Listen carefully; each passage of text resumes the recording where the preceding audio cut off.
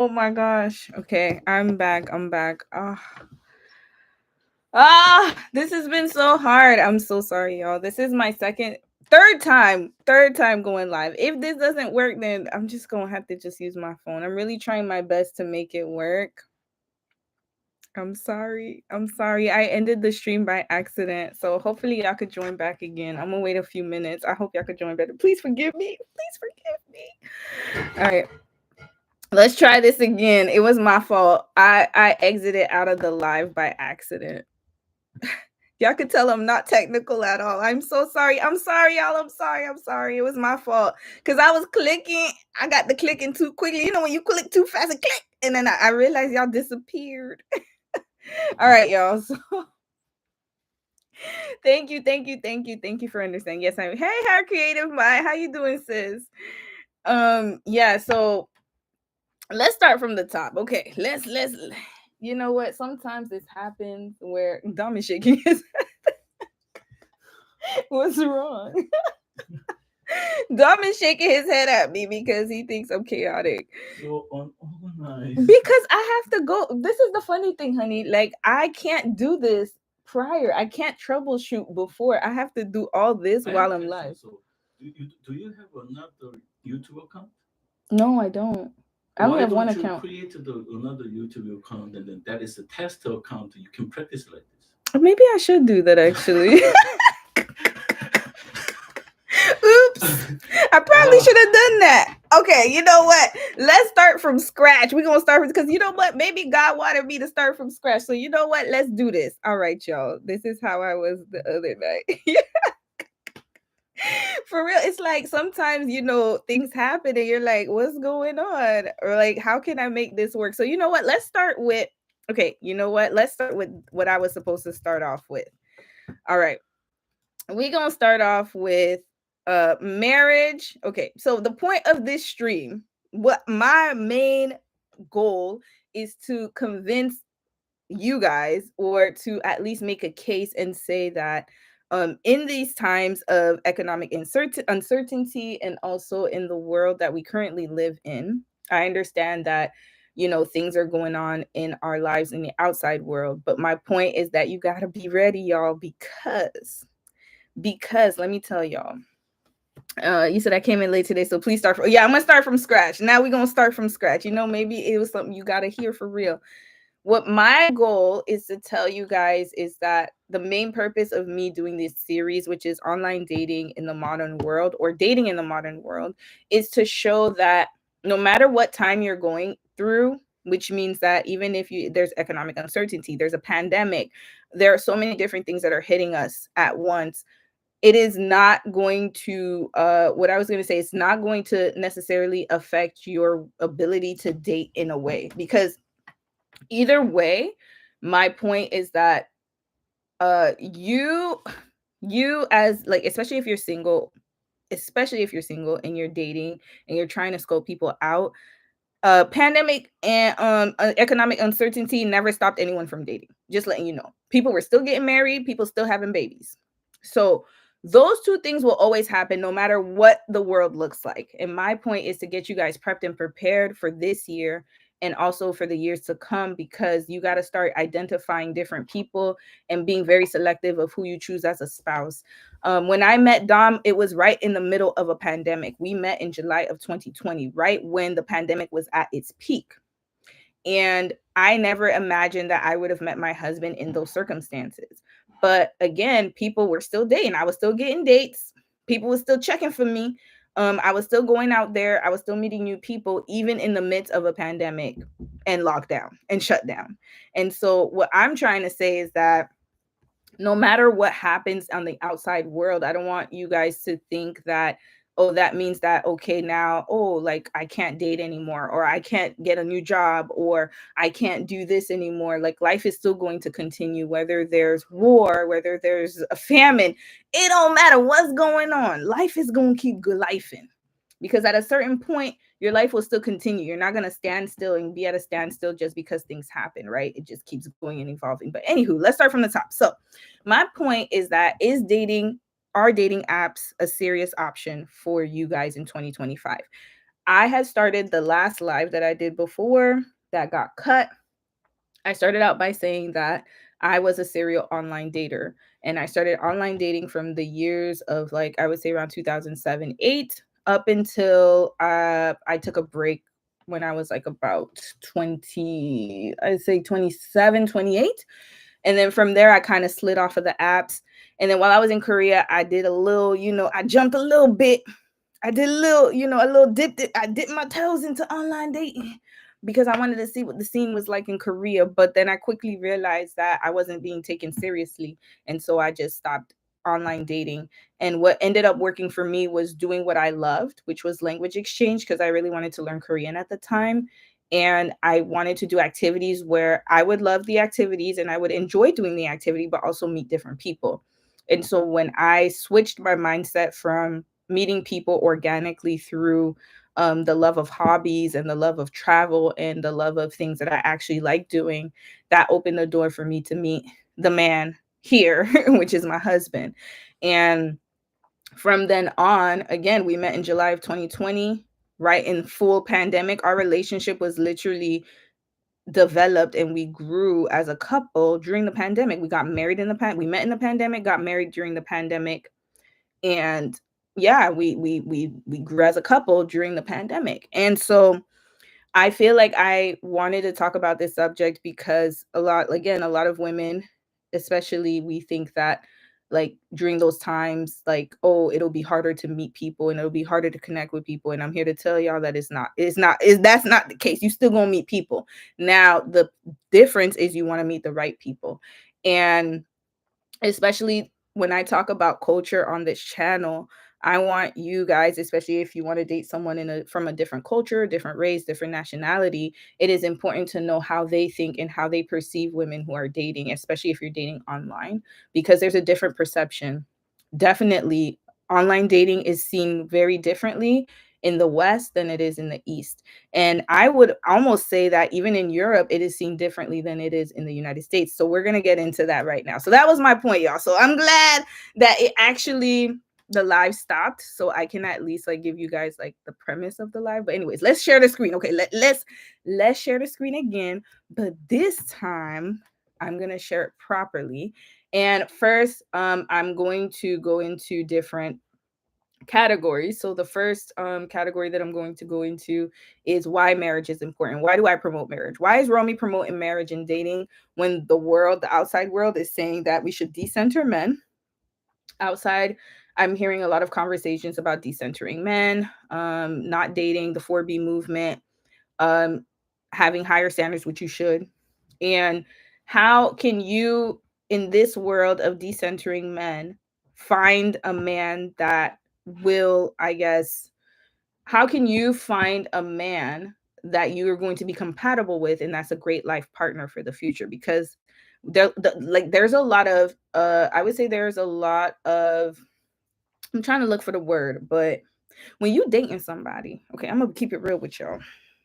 When you dating somebody, you got to look at a lot of things about that person. And when you first, especially when you first start dating, every person has a mask on, right? Everyone has a mask on. Even I had a mask on for a certain amount of time. Even though I try to be myself, like you're never authentically your true self until you really get to know the person.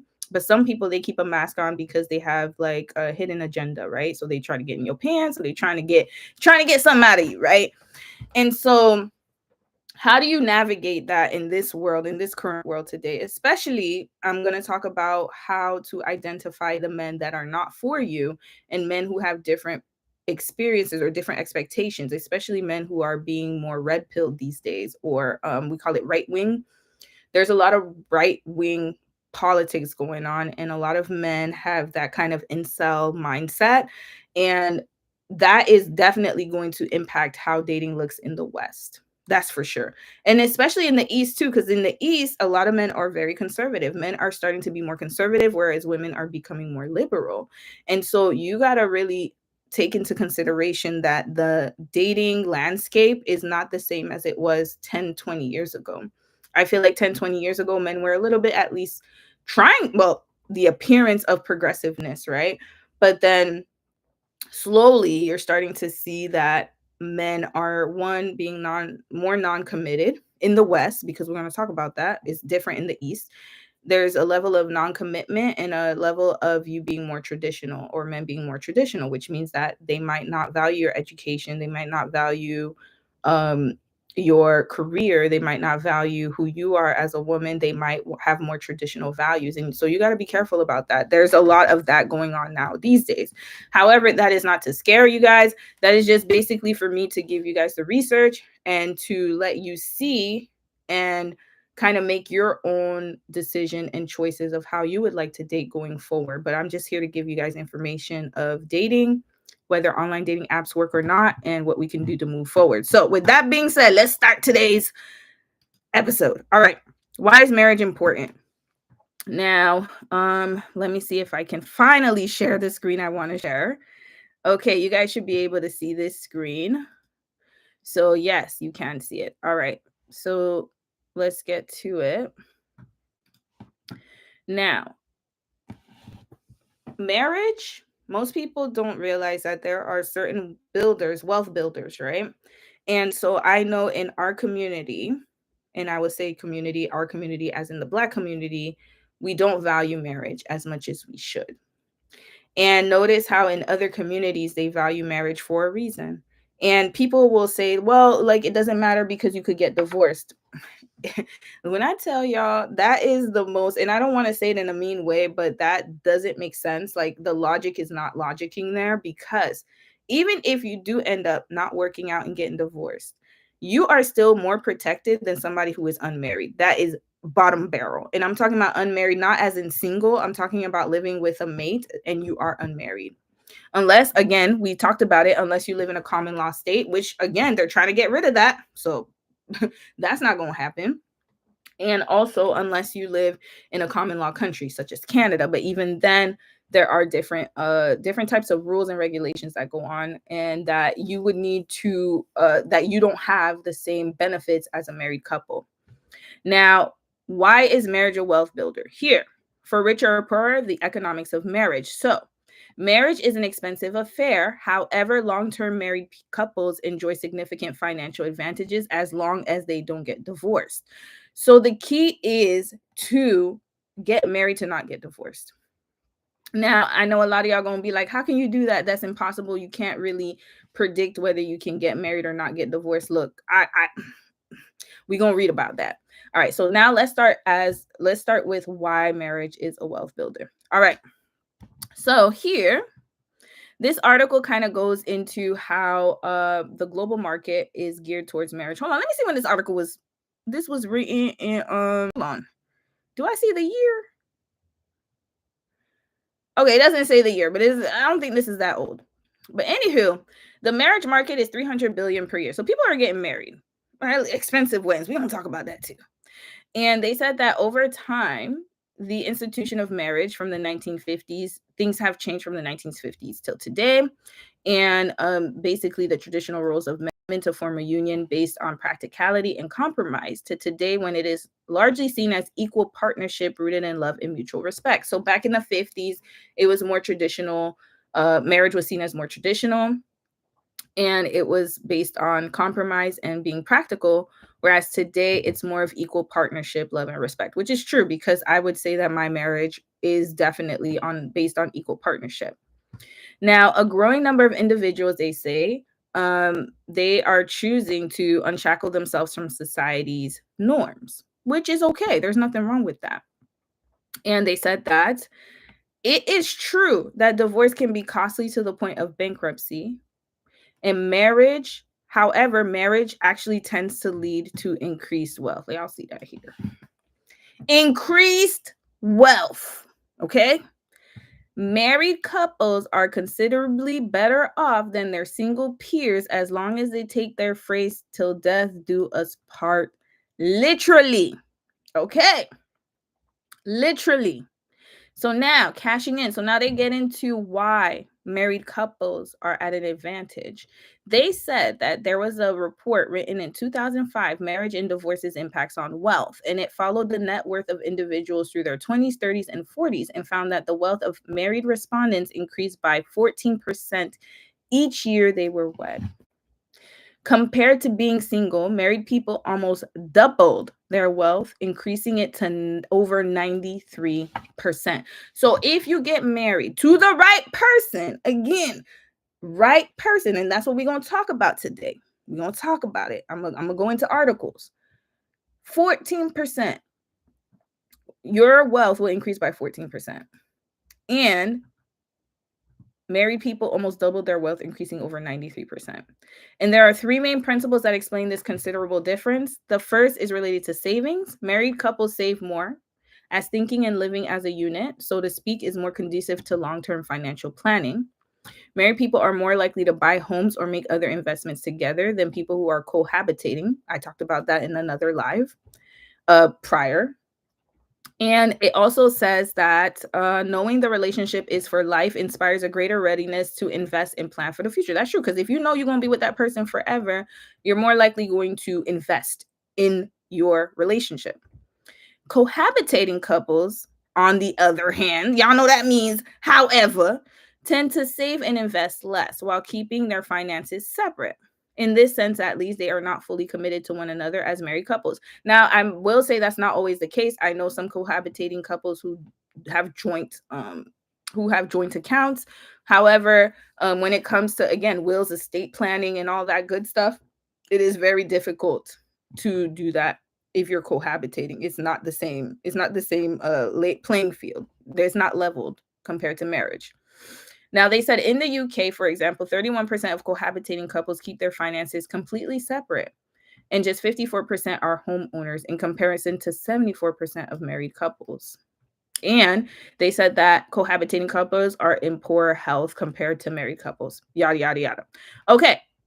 Now, I'm not going to read everything, but basically they're saying that married couples have more wealth and produce more wealth because they have the mindset of what's mine is yours and what's yours is mine. And also there's a division of labor, shared responsibility for looking after the home and household chores and all this other stuff. So it can also be better for you as a health wise, I would say, as well, because then you're not sharing the burden by yourself and it's less demanding for you. And they said that there's another trend here. They said, interestingly, nowadays, people who choose to get married are more likely to be in a better position to accumulate wealth in the first place. So those who are better educated and earn more are also more likely to get and stay married. This is very important, y'all.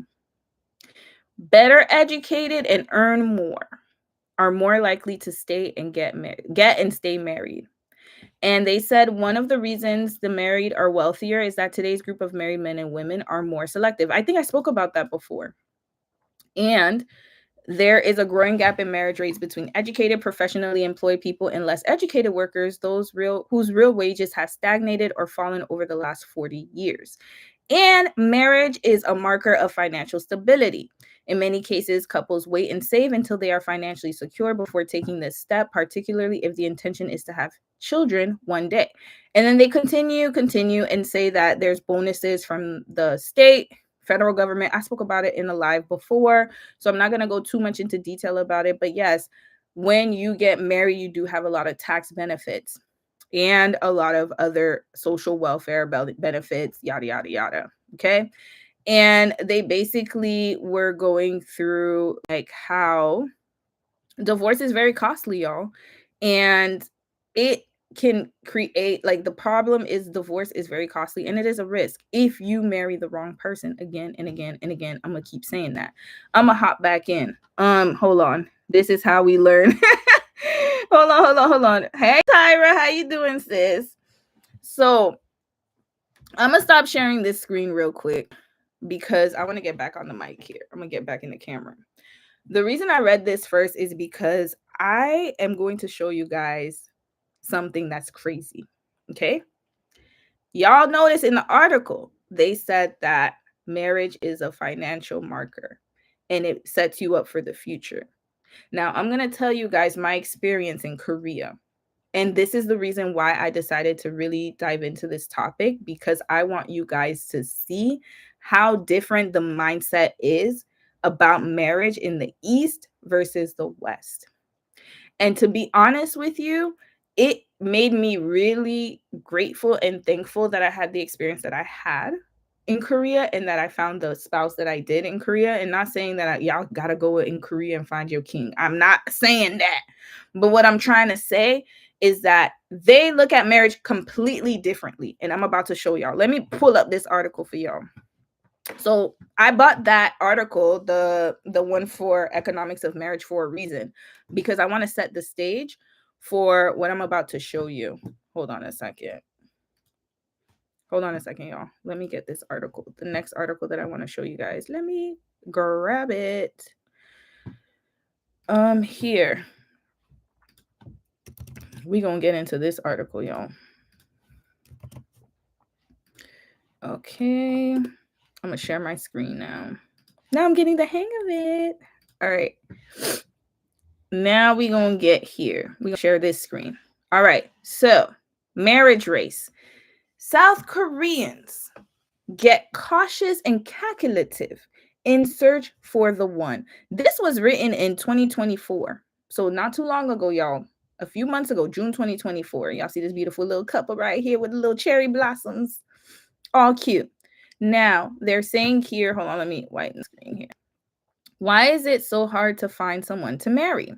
And they said that this question, I'm going to read a little bit of this article. This question torments 28-year-old Kim Jong-sik, not his real name, who invests significant time and money in his search for a suitable partner.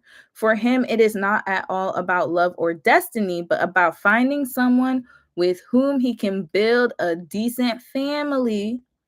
Ideally, someone from a similar or higher economic and social status. Let me rewind. Let me rewind for y'all. This is a man, 28 years old, okay? He said for him, it is not all about love or destiny, but about finding someone with whom he can build a decent family. Ideally, someone from a similar or higher economics and social status.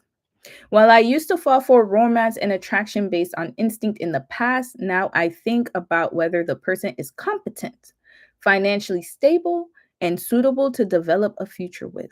I do not even initiate dates with people I cannot picture the future with, even though I am attracted to them. In that sense, I currently have the perfect girlfriend, but that doesn't mean I am attracted to her.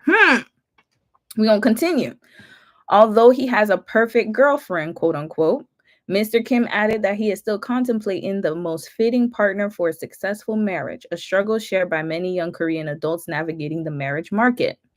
Ms. Kang, a 28-year-old office worker in Seoul, who is actively seeking a boyfriend, receives brief introductions of a man's height, residence, company name, and alma mater almost daily. Y'all, this is what they care about. Height, residence, company name, and alma mater, where he graduated from.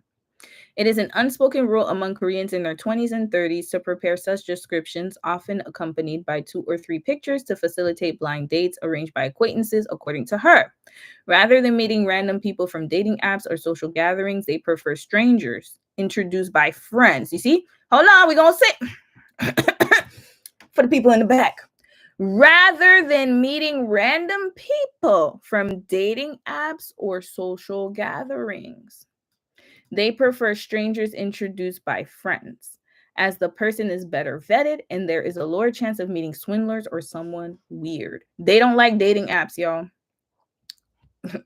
These profiles are sometimes exchanged like business cards. If an introduction of a person I get is not satisfactory, I toss it to my friends. If they both want to be introduced, their contacts are exchanged. Despite finding it emotionally draining to meet new people every week, she feels compelled to continue the process.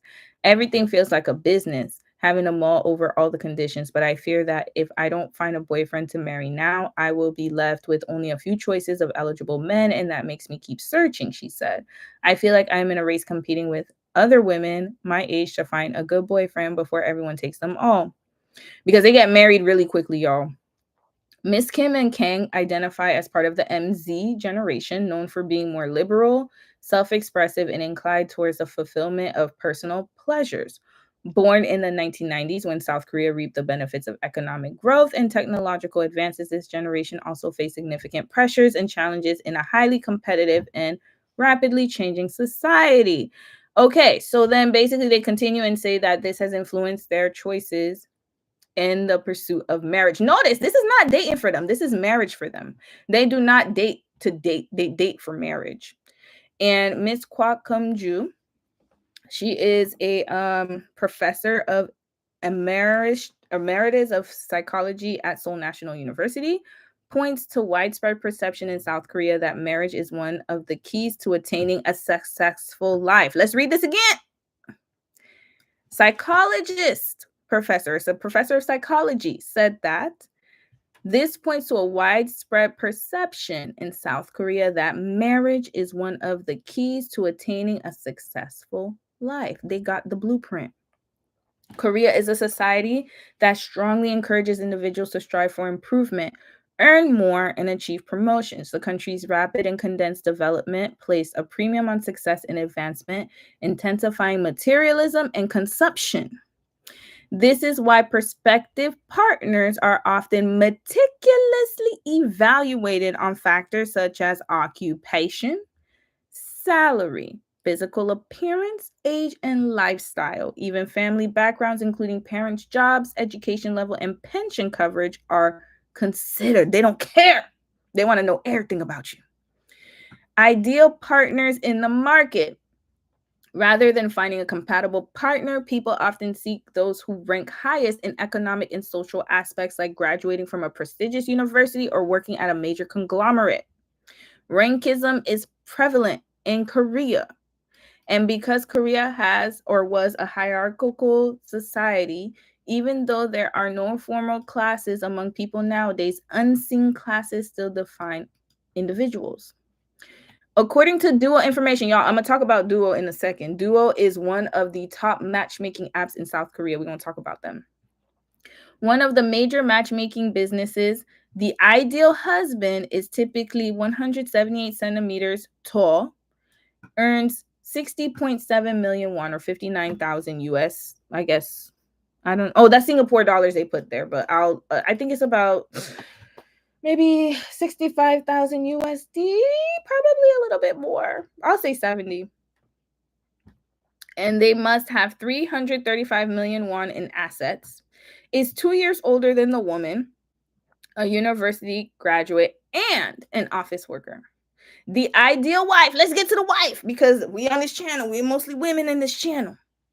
The ideal wife is 164.2 centimeters tall. We're going to check the height in just a moment. Earns 44 million won annually and has 217 million won in assets, is 2.3 years younger, a university graduate, and an office worker. They want you to be educated. They don't want uneducated women. We're going to talk about that in a second. These trends were highlighted in a recent TV reality program, Couples Palace, which provided insights into 2024 marriage market in Korea. This is recent, y'all, just last year. This is not old news. This is ongoing. It featured 100 single men and women openly airing their qualities and desires, from income to property ownership to occupation. The most popular scene from the show showed a woman rejecting a man for not being able to afford a house in upscale Seoul, local Gangnam, even though she was attracted to him. This development sparked public debate over materialism in Korean society.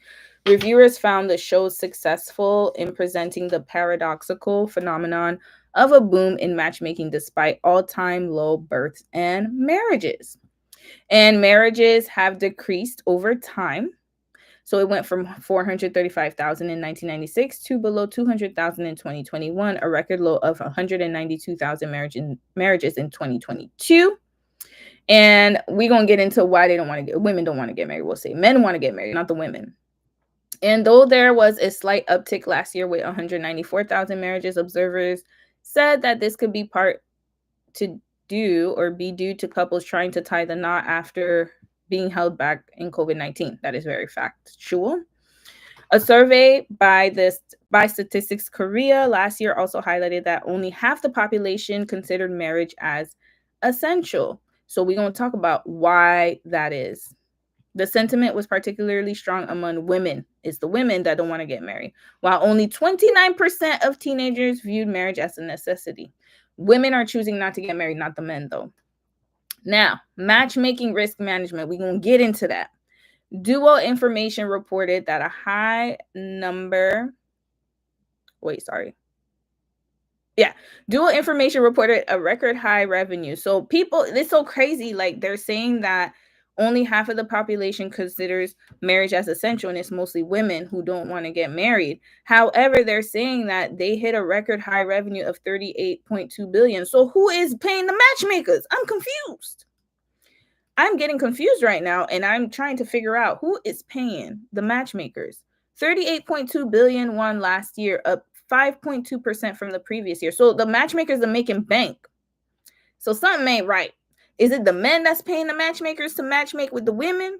That's what I'm thinking. I'm thinking that's what's going on. And it might be the parents too, because the parents trying to get into it. The firm's revenue hovered around 28 billion won until 2021, but surged 35.9% more as more people outsource their partner finding process. So people are choosing matchmakers to find partners in Korea. An employee at a matchmaking firm told the Korea Herald, rather than spending time and patience on normal dates, our clients hope to find a partner with matching conditions quickly. Our job is to shorten the process, revealing crucial details like family background and income early on, which are considered rude to ask about initially. A 29-year-old surnamed Jang, who is using a matchmaking firm, said the status of a potential partner is vital because marriage could be seen as a social ladder to get higher economic and social tiers. Let's be honest. Though it's snobbish, it's true. People want to marry someone who is better than themselves. Let's rewind. Let's be honest. Though it is snobbish, it is true. People want to marry someone who is better than themselves so they can level up their economic and social status through a partner, he added. Ms. Kwok noted that the fear of failure is among another factor of such a phenomenon. Marriage is now a choice, not a necessity in Korea. Young people are cautious and calculative, trying to avoid losses when marrying someone. I'm gonna stop sharing the screen now. So let's get into it. Let me read the comments, y'all, because I couldn't see the screen while I was reading. Hey, Romy. Hey, Eternal Parama. Hey, sis. Not him using his perfect girlfriend. listen, listen. I'm just telling y'all that's how they're approaching dating, y'all. They are not. Let me tell you something about Korean men and women, both. When they date out and when they date people, the first thing is they're looking at your education. I remember, and it sucks. I know, because we look at, oh, are we compatible? Like, do we like the same hobbies? Do we like to travel? They don't care about none of that.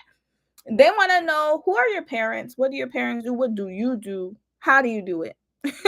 And are you going to be able to afford me? That's practically what it is, and it's crazy.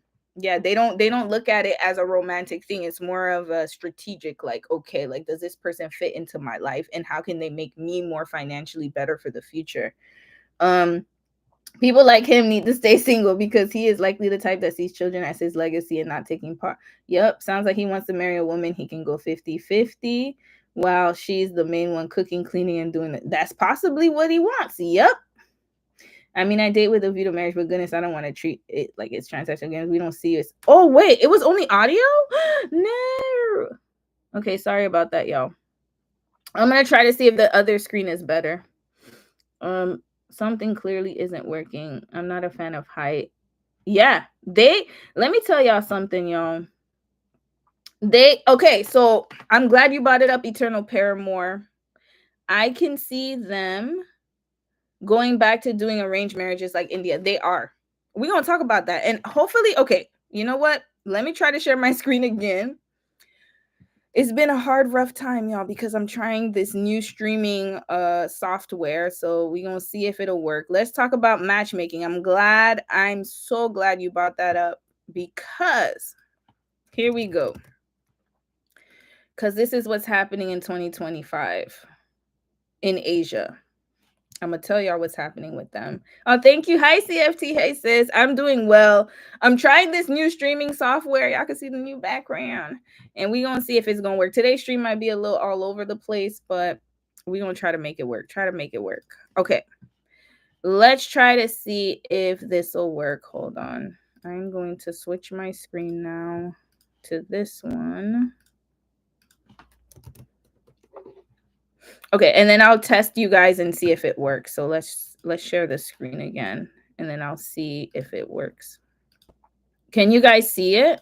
Are you guys able to see the screen behind me? Oh, my views look fab. Thank you, thank you. That's the new place. The new place. Let me stop. It's so crazy. Can y'all see the screen behind me? Just let me know if you guys can see it. Yes. Okay, you can see it now. Good. Sorry about that, y'all. All right. So, um here. Now you guys should be able to see it. Can you guys still see it? Just say yes if you can still see it. Just say I still see it. And then if you can still see it, then I'm going to proceed to the next article.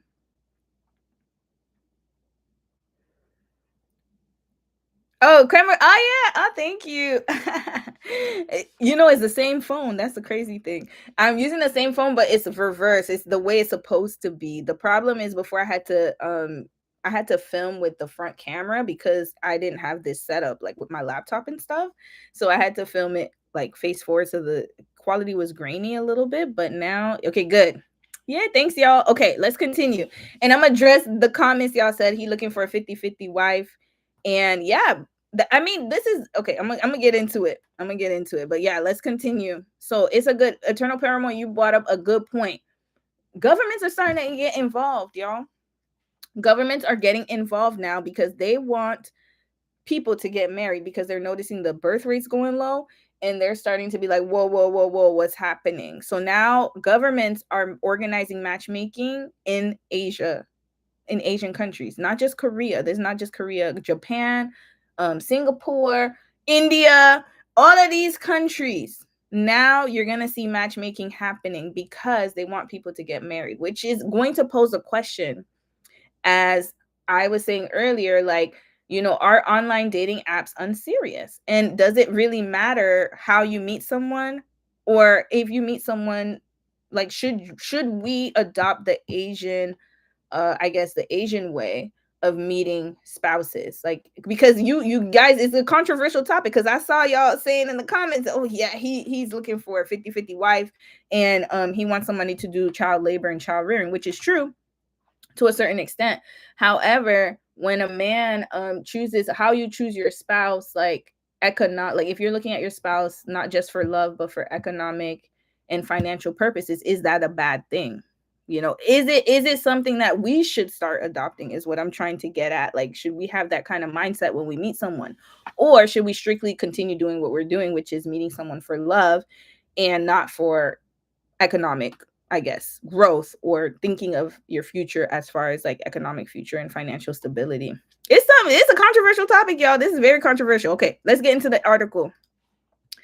Governments organize matchmaking as Asia's birth rate falls. So I'm gonna try not to read too much of it. This was in 2012, but it's still going on today because I have an updated article about that. So for Singapore citizen Kelly Ang, 25, who married a year ago, having a baby is not a top priority. The public relations professional who works 11 hours a day says she has no time to raise a family. And she's right. Many of us don't have time to raise a family. At the moment, she said it's difficult. I think it's difficult if I were to hold my current job and have a child too. The work-life balance is something that would be a deterrent. And Ang is one of many young people across Asia whose decision to put off having children is worrying their governments. From Taiwan to Singapore, authorities are stepping in to organize speed dating and other matchmaking events in a desperate attempt to stem falling birth rates. I'm gonna show y'all an article about Korea. Recently, a city had a speed dating event, and that's actually in the thumbnail that I showed y'all. Asia's young population, once the envy of the Western world, is growing old fast, and they don't have enough people. Basically, their fertility, y'all already know, their fertility rates are literally at the bottom.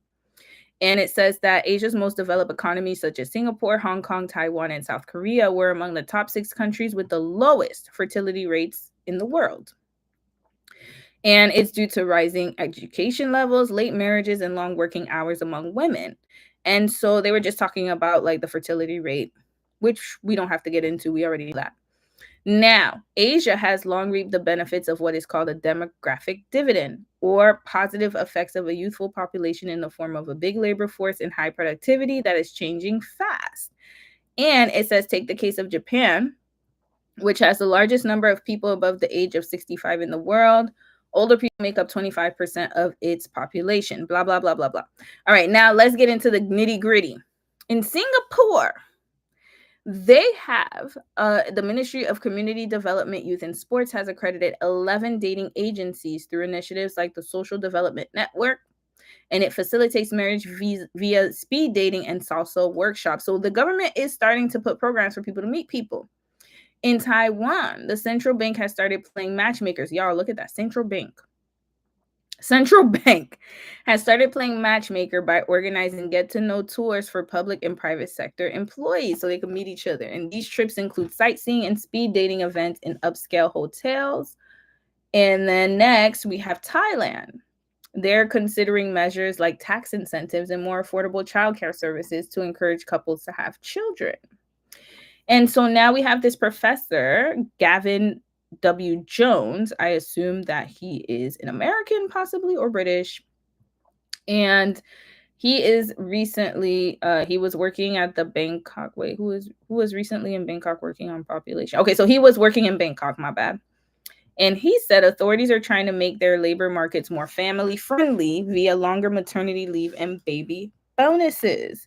And even private companies are getting in on the act. For example, Singapore's National Day celebrations in August grabbed international headlines after a 3-minute advertisement launched by Mint brand Mentos on its YouTube urged citizens to do their national duty and make babies. Now that's crazy. That's crazy work right here. Now that is crazy work, y'all. That is crazy work. Ain't nobody will tell me to have a baby. What the? That is a bit too much. The agency created the Mentos campaign and said the ad had nothing to do with the government, but was the agency's own idea to bring attention to the problem of the falling birth rates in a fun way. Okay. So now the younger ones. So now it says here that there are some countries like India, Indonesia, and Philippines that are bucking the trend with a growing youth population. So 60% of India's 1.2 billion people are under the age of 30. Wow, that's interesting. This is according to the UN. And it says more than a quarter of Indonesia's 242 million people are under 15. Wow. And in the Philippines, 95 million people are under the age of 20. What? Is that even possible? Hold up. 95 million people are under the age of 20? Okay. The young ones, such as India and Philippines, they're set to experience a demographic dividend for some time to come. But high levels of illiteracy and unemployment are eating into some of this demographic dividend. Difficulties in building an industrial base and infrastructure, deficiencies in countries like India and Indonesia could also get in the way of economic growth. So now they're saying, while some countries try to maximize the advantage of youthful population, expert warns that Asia has to face its aging and come up with policies to combat it. From flexible immigration policies extending retirement ages, sorry y'all, my throat is dry. Asian economies will have to tap into their older people to increase productivity. Okay, so blah blah blah. We gonna sharing now. Okay, y'all. So let me read the comments. I don't care if my man wants me to be educated and also wants me to have something to bring to the table. Do you want me to help you build, or you just want to make sure I'm not a lazy, stupid woman? Hey, Betty. Hey, Bree. How you doing? I guess I'm biased when it comes to that because I'm all for women dating, marrying up, and I don't see anything wrong with a man wanting an educated. But men are looking for a come up with a woman when they have more privilege than us, and systems being built for them will always be crazy work for me. I agree. I think healthy men just want to make sure we aren't looking for them as a bank account. Yeah, I don't want to build you up. Okay, so this is the thing though. All right, I'm gonna give y'all the tea of why that is though. Hold on. I think you guys make some valid points. And this is why it's always going to be a contentious discussion because yeah, everyone wants, like, when we talk about how can I say this, when we're talking about love or marriage, you see, that's we always have, like, it's so crazy because the viewpoints that we have in the chat is how we grew up, right? And what we were taught, and also how we see the world, right? So how we see the world in a frame of like, I don't want to build a man up he should already have things going for him, which is actually true, by the way. And what it is, though, is if you take it into a context of that country, then it does make sense for them to think that way. I'm not saying it's right, but what I'm saying is it makes sense for the simple fact that while I was in Korea, Korea is hyper competitive. So very different from where we are right now. I would say for us here, it is competitive, but not as much as it is in Asia. Asia is more of like, especially in Korea, because I can speak to Korea for the simple fact that I live there. I haven't lived in other Asian countries, so I don't want to talk about their their society without having that background. But I would say more specifically in Korea, it makes sense for you to marry economically. Why? Because if a man marries a woman who is uneducated and her family is uneducated, chances are that it's not going to work. And the reason for that is because in Korea, the women are the ones who actually control the finances. Just letting y'all know, it's not like us where, where you can have the man or the woman. In Korea specifically, the woman is in charge of the household. And when a woman is in charge of the household, she's in charge of the finances, child rearing. She's in charge of all the things that make the household go. And so if you have a man who and we're talking about a man who is educated, because most of them are educated. So most Korean men are educated. Most of them graduate from university. I would say at least, I don't know the percentage, but I would say at least nationally, a high percentage of men are educated. And so when you have a man who's educated and they have to get the best job, go to the best schools, get the best work, and even if they can't achieve that, they might achieve it in another way. Like as far as like they'll get close to it. Okay. So at least if you have your education, your bachelor's degree, you can at least get a good job like at like an office or something. You like one of the girls said that I want him to be an office worker and have a university degree. That means that you've made it in Korea, right?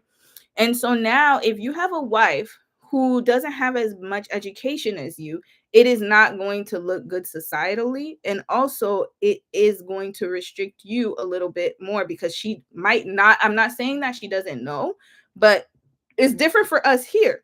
I think here, our culture is more like you can learn things and you are actually encouraged to learn on your own outside of education. So it makes sense for us that even if you don't have a degree, you could be a smart person. Doesn't matter, right?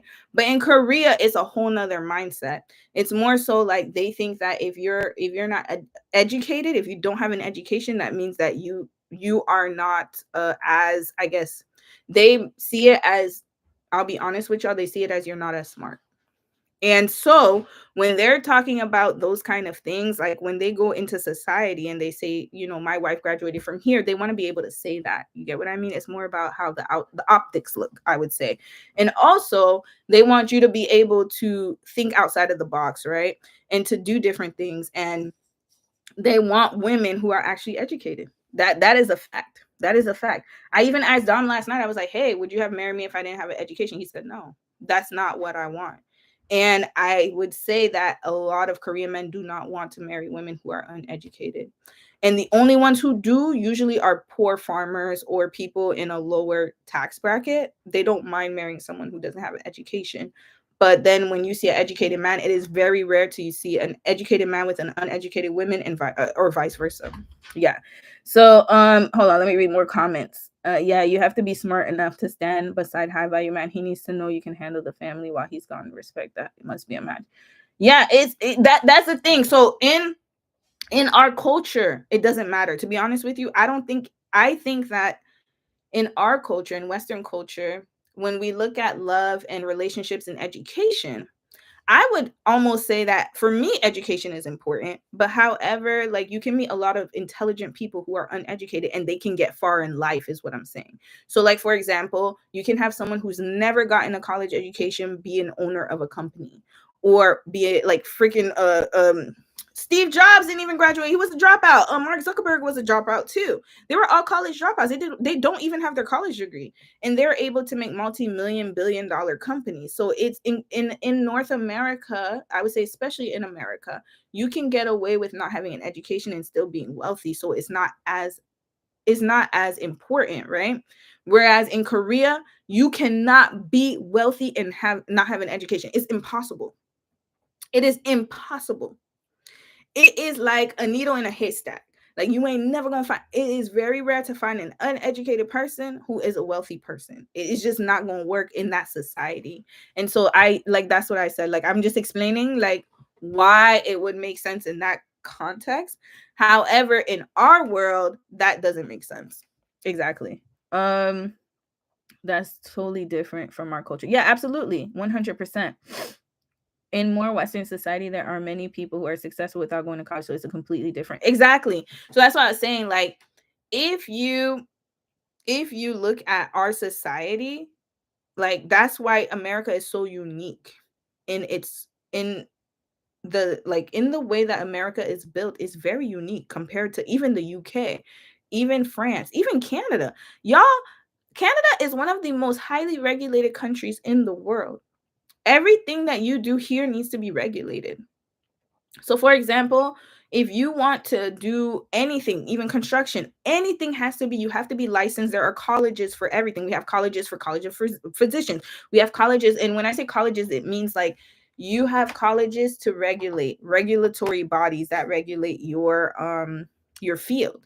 That's for every single field that's out there. So that's why it is important to get an education in Canada. It is very rare to be rich. Like it's hard to be rich in Canada for the simple fact that one, you get taxed a lot if you're rich, and two, everything is regulated. So yes, you do need an education because you, even for personal trainers have to be right. They have to go to school. They have to get a license. And in the US, it's not the case, right? Like there are a lot of fields in the US where you can get away with not having, like you can literally like make your own business, and you don't have to be like the licensure is very like, it's less restrictive, and it also depends state by state, right? Whereas in Canada, it is very highly regulated. So then you need to have an education. So if you're marrying a Canadian, and you want to live a good life, you should marry someone who has an education. 100%. Now, does it mean that that person is smart? That don't mean nothing. Education is just a paper. It's just to get you where you need to go.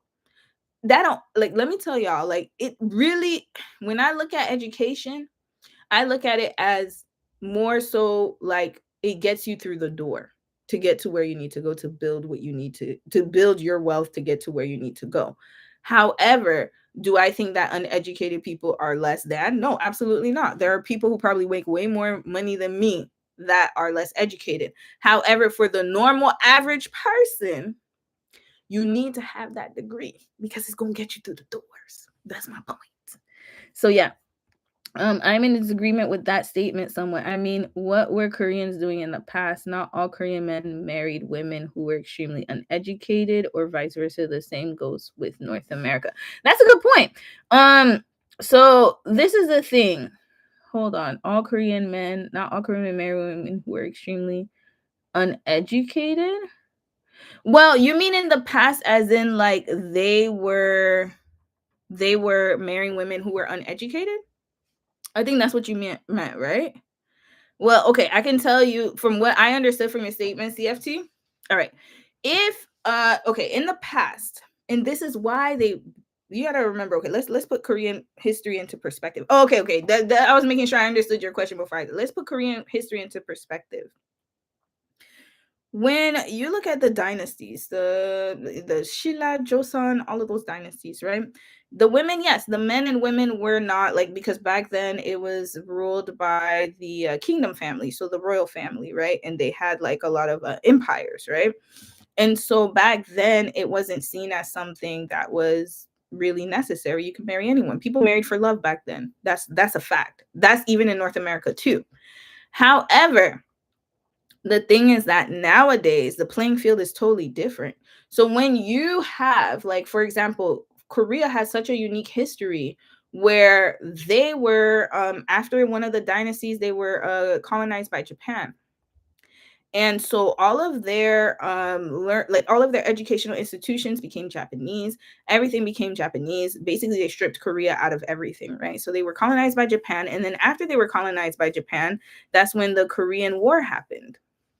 And so they never really had a time to really develop into a system. They had a short amount of time to develop compared to other places. And so now when they finally, after the Korean War, then there was World War II. So it's like war after war after war. So you went from colonization, then you went to the Korean War, and then after that you got World War II. I believe it was in between them. I don't know. The wars were somewhere. I might have the order wrong, but anyways, there were those three things that happened, right?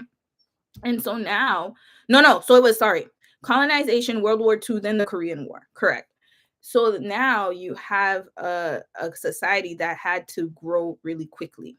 And that's why I was saying education is the key to a lot of things, because without that standard of education and standard of marrying people because they are educated, and having those people breed more educated people, more educated people, more educated people, their society would not have grown that fast. That's a fact.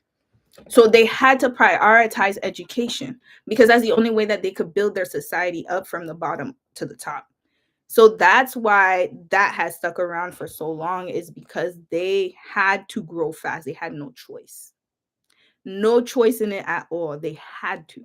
There was no way that they were going to be able to compete in the world of the US.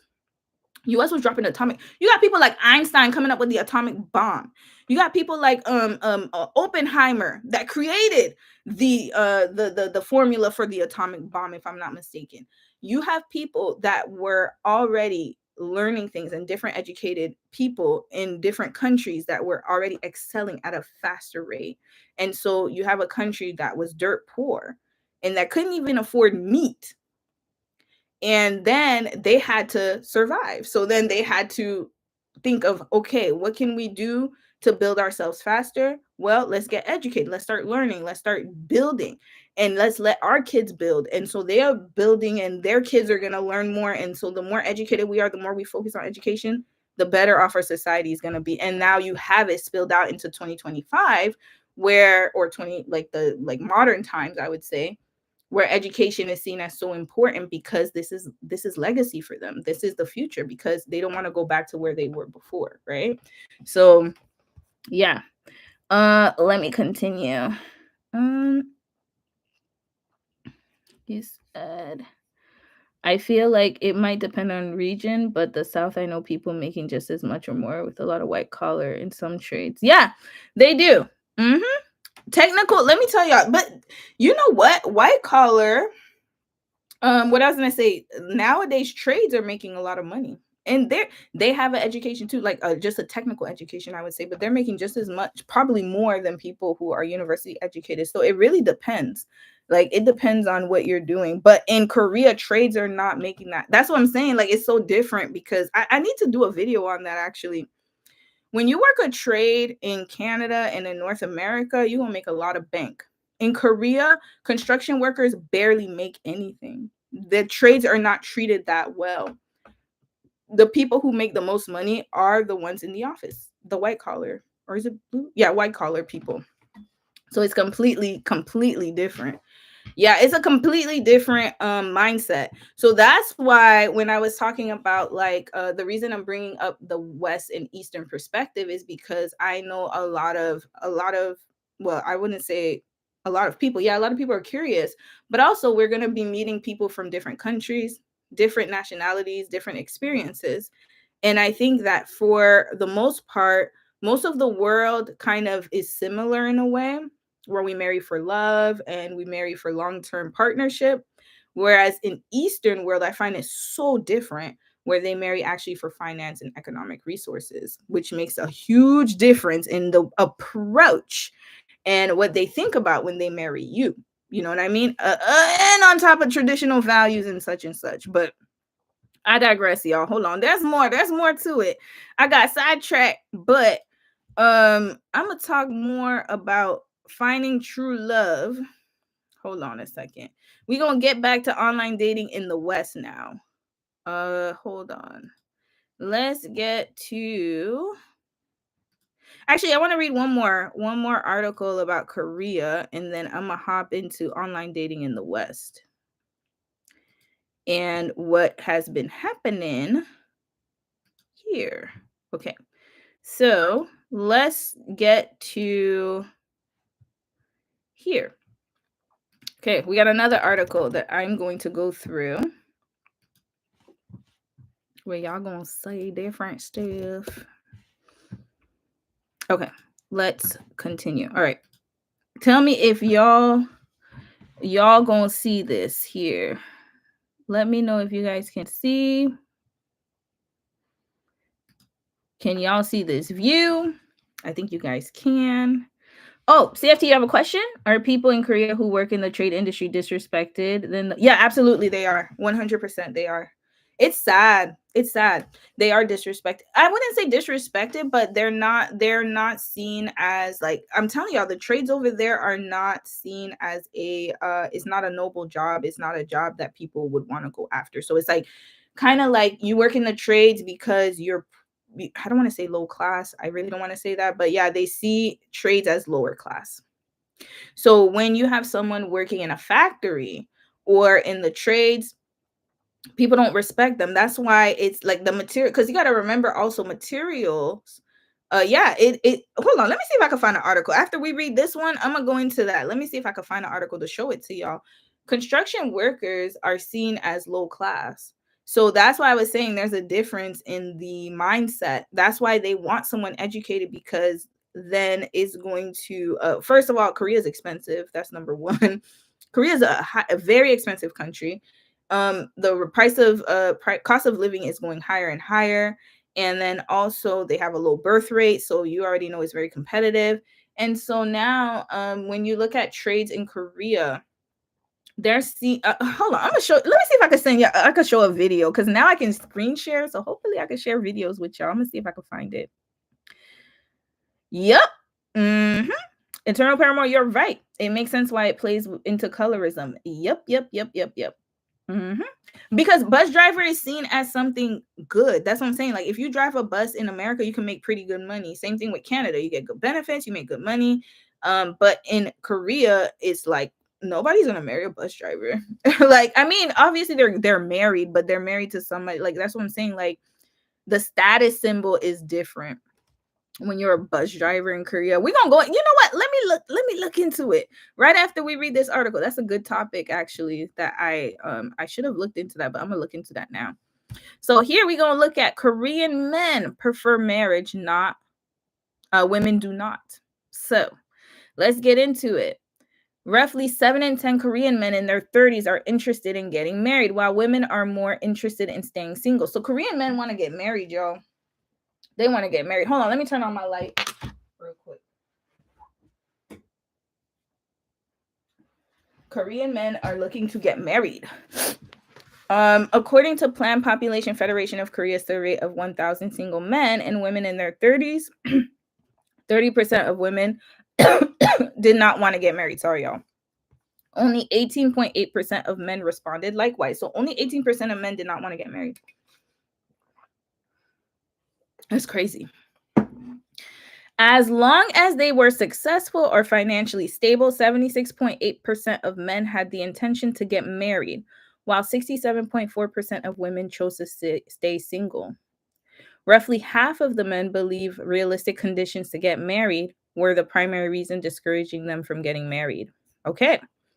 So now, women, on the other hand, believe that living alone was satisfying enough, or blame the culture of gender inequality for not getting married. That's one of the main reasons women are not getting married, by the way. Y'all already know about the 4B movement and all those other things. A survey on happiness revealed that most Koreans were concerned about housing. 3/4 of respondents failed to believe in the idea that hard work will pay off, indicating certain perception of unfairness in society. Overall, 28.2% of respondents wanted housing support, surpassing those who called on the need to solve social inequality. So here it just proves that these men want to get married. These men want to get married. And it's so crazy because in our society, in the West, I would say that men do not want to get married, actually. Men are more prone to be, I guess, averse to commitment, whereas women are more into commitment. But in the East, men want commitment. Men want to get married. Now, the reasons for marriage, like you said, maybe it's to build their social, we don't know. But the case is that most of the time they do want to build with you, or they want to get married because they know that marriage is going to bring them to the next level, is going to be a wealth builder. Like I said in the previous part, marriage is a wealth builder in many countries, and that is why they get married so quickly. And that is why a lot of people are starting to see it in that way, because that's why their governments are starting to scramble and trying to make these matchmaking companies, because marriage is seen as a wealth builder in the East. Let me look into what you said, CFT, because you made a good point. Let me see. Trades. Salary in Korea. Let's check it out. Okay. Income for blue collar jobs in Korea. I'm gonna check.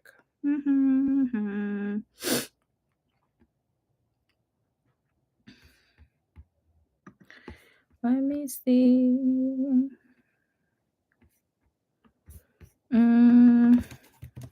Blue. Let me just put blue collar jobs in Korea.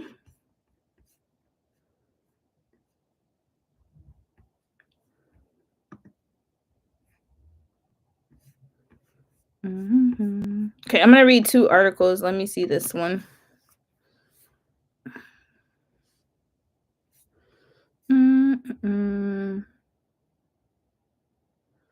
Hold on. This is just going over the. Okay, here. I'm gonna share this article with y'all, and then I can answer this question for you. Okay, South Korea's unskilled. This was in 2024. Yeah, so this is recent. South Korea's unskilled jobs hit record low, in blow to those on low income. So manufacturing account for more than half of the decline in industries. All right, let's continue here. All right, so here, people employed in blue-collar jobs saw the biggest decline since 1998, since the 1998 financial crisis. And according to the South Korea Statistics Korea's National Statistics Portal on Monday, I guess the Monday that this occurred last year, 3.92 million people worked in low-skilled manual labor jobs last year, which is 118,000 fewer than the previous year, which is a 2.9% drop. And it just goes into the classification of occupations, blah, blah, blah. So here, manufacturing accounts for more than half of the decline in industries. This coupled with a downturn triggered by sluggish exports, and it has taken a toll on low-income households. Blue collar, let's put it here, defined in the statistics are jobs that do not require specialized skills and are often categorized as low-wage jobs, naturally affecting low-income groups who are in the lower portion of the labor market. Boom. Because the jobs require little skills and little pay, or pay less, people who have the lowest skills in the labor market are those who acquire such positions. If such job shrinks, low-income groups will be hit the hardest. And this was by Lee Byung-hoon, a professor at the sociology department at Chonggang University. Manufacturing-related low-skilled jobs include assembly or labeling of products by hand, which could be easily replaced by automation and robots. This is a real thing, y'all. South Korea is one of the countries that has the high percentage of robotics usage. As companies struggle to cut down on labor costs, the jobs could become defunct.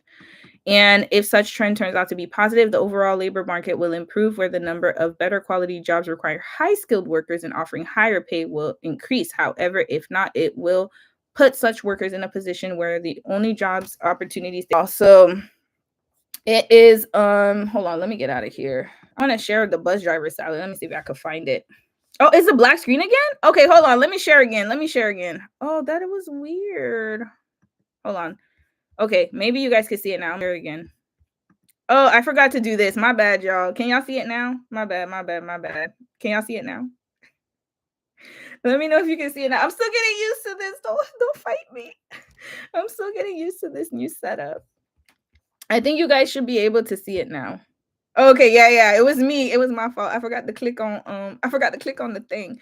But here, I wanted to highlight this for you guys. So blue collar jobs defined in the statistics are jobs that do not require specialized skills and are often categorized as low-wage jobs, naturally affecting low-income groups who are in the lower portion of the labor market. And it says here, it could be easily replaced by automation and robots. That's how they see it. Yeah, they don't have like they don't see construction, manufacturing, bus drivers. They do not require specialized skills in Korea. So that is why they are not seen as a as in society's eyes, they're seen as low wage jobs. Yeah. So it's so interesting. So what is the average salary of office work? Okay, we're gonna get into it. Let's look at that. Average salary. Let's look at different countries too. I'm interested in that. Because this does tie into online dating, by the way, guys, because um income, like how much your partner should make, how much, like what is, okay, this is a thing. Let me ask y'all a question. And you don't have to answer it basic, like you can answer estimation. What is the I guess the average salary or the salary that you would want your partner to make if you're dating online? Like if you or not dating online, what am I saying? If you're dating someone and you want to marry them, what's the salary that you would want them to make so you could live a comfortable life? Or does it matter? Does the salary matter to you or not? That's a question I would want to know while I'm looking this up. Average salary of the office worker. Okay. Average office worker salary. Korea. Let's check. And I want to make sure it's a good source. Okay, here. Statista is usually pretty okay. Except all. Oh, not they telling me I need an account. I don't want to get a. Do I have an account with them? Hold on a second. Let me log in and see if I have an account. I don't think I do though. I don't want an account. Okay, hold on. Let me check, y'all. Okay, here, 2024. This was just last year.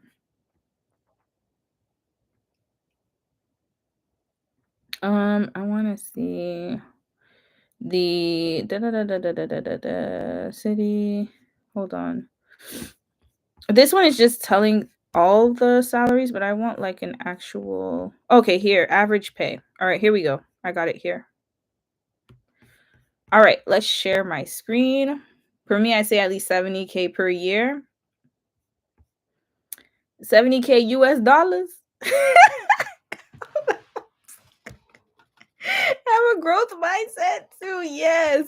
70K per year is really good. Yeah, hold on. I'm gonna tell, but this is what's important, y'all, because a lot of y'all, I'm telling y'all, if y'all want to date somebody from another country, sorry, I was playing with my mic thing. If you want to date someone from another country, the salary is so different. It's funny. I know someone in NYC who's making over 230K a year working as a bus driver. With overtime, of course, he's making more money than most with degrees and working in corporate America. Yes, but you know what? For him to be, so this is the thing that's different about bus drivers in America and in North America, I would say in Canada too. In order to be a bus driver, though, it's not like you can get it without having a license. You still have to, I think you have to get the bus driver license, the specialized license, and then you also have to pass. Isn't it a public servant job or a city job? So city job, you also have to pass an exam, if I'm not mistaken. We're gonna look into that. Let's go into that, and then I'm gonna go touch back into dating. Hold on a second. Let me answer your question, Eternal Paramour. Your boo is upwardly mobile, so he's not at 70K. Well, I mean, that's okay. Like when you start off, you're not always going to have the same salary. Like it's about the, like you said, the growth mindset. So I'm gonna tell y'all the average worker salary in Korea. Hold on, let me share my screen and show y'all. I'm not an HR professional. Leave me alone. I don't want to. Child, these people. See, this is the problem with these sites. They always want you to do this stuff. I don't want that. Okay, here. Average office worker makes 37,000 Korean won per year. So we're gonna see how much that is in US dollars, so you guys can have an idea. But remember, it's the currency in their country, so that's pretty okay for a Korean worker. It's not that much in America or like in the USD world, but to be honest with you, in Korean world, it's average. to USD. Okay, here we go. So if we convert this money, it's 25,000 US dollars. 25,000, y'all. Yeah, but in Korea, I mean, but to be honest with you, even in Korea, that's pretty mid average because their cost of living is lower than America's cost of living, except for housing. Housing is pretty much almost the same. It's expensive out there. It's expensive. You said my husband makes what both of us would make if combined salaries, so I'm not going to put his business. Now you don't have to put his business out there, but it's 140K after taxes. Not saying the exact amount. Yeah, 25K a year. You can't rent in a studio, and that's what I'm saying. But let's look at the average. Let's look at rental rates in Korea. Let me put Seoul. Okay, here we go. Wise here. We're gonna go here. Renting in Korea. So what year was this made? This was 2024. All right, good. So here, let me share the screen again. So remember, that's 25,000 USD, which is 37,000 Korean won, 37 million, sorry, Korean won. But look at the housing. So to rent a one bedroom in Korea is 905 USD. This is in Seoul. And then in Busan is 495 USD. And then in Gyeonggi, it's 1,358 USD. I don't know why it's so expensive. Sorry, Gyeongju. I don't know why Gyeongju is so expensive. And then in Daegu, it's 416 USD. And then Incheon is $394 USD. So the cost of living is very cheap compared to North America. Yeah. Wait, did y'all see that? Sorry, was it a black screen? Hold on. Hold on. Let me share the screen again. I hope I showed it right. Let's share it again. I'm scared that I didn't. Okay, here we go. Sorry, y'all. I think you couldn't see the screen. So yeah, here I was showing y'all. It's 905 USD. Yeah, 495, all that stuff. So yeah, it's relatively cheaper. So actually, if you date an office worker in Korea and he's making 37 million, and remember they get taxed less too, and they also don't tip. All their taxes are included in the final price. So if you date a man who's making 37,000 in Korea, he's living pretty okay. Yeah. Can you pay rent and food on 25K? LOL. We could talk as long as you got plans to make more. Dang, I wish we had those rent. Well, yeah, like I mean, you can. You can. Korean food is cheaper. It's way cheaper than what we're paying out here. We're being robbed, y'all. I don't know if y'all know we're being robbed. We are being robbed. 100% we're being robbed. Yeah, that's what it is. And we are being robbed so much that you start to really feel like, wow, like other countries have it way better. Oh yeah, we're being robbed. So just take that into consideration. And Eternal Parma, your husband makes extremely good money. I'm really happy for you, sis. Like your husband making good money, because I don't even know if a lot of people can do that. Like even one person nowadays, it takes two people to make that income. Just letting you know. So yeah, your husband is doing very well. And this is the thing though, like in Korea, like you can find a man. So that's why I want to put this into perspective, where these men are making this much salary. It seems like a little bit, but in Korea it goes a long way. Yeah. So that's another thing too. It's like if you want to bring your spouse, like let's say you marry somebody from another country, and I'm just using Korea as an example, but if you want to marry someone from another country, and then let's say that you guys want to move back to America, you're spending your power is going to go lower. Like that's a reality too. That's another reality we want to talk about finding love and online dating and stuff like that. Like if you meet someone on a like online, and you end up marrying them and you bring them over to your country, know that that's why education also is important. You got to look at that, because if you're bringing someone from another country, that changes the playing field, because that person needs to be educated in order to make it here. Well, especially in Canada. So then, one, they need to be educated even to get they're married to you, so they'll get sponsored. But usually they give more points to people who have an education for a reason. And then also you have to also consider the fact that, well, they're married to you, so they'll get sponsored. But usually they give more points to people who have an education for a reason. And then also you have to also consider the fact that, When you have someone with an education, they're able to find a job way faster. So for example, I look at Dom, right? So Dom had his education. He had a double major in social work and also in physical education. And he also had a lot of work experience in social work. And so being that he had that experience, that is what helped us. Like when he came here only a year ago, y'all, and he's already working for the government. And the reason for that is because he is educated and he had work experience. And I think that if he didn't have that educational background, so that's another thing to consider too. Whereas if you're marrying someone from another country, you got to consider that they do need to be educated in order to make it in your country, most likely, especially if you're North America. They need to be educated because if, like, for example, the local person might not need the education, but the foreign person does. Y'all got to remember there's a double standard. So unless they want to start a business, I know a lot of people, they come here and they start businesses.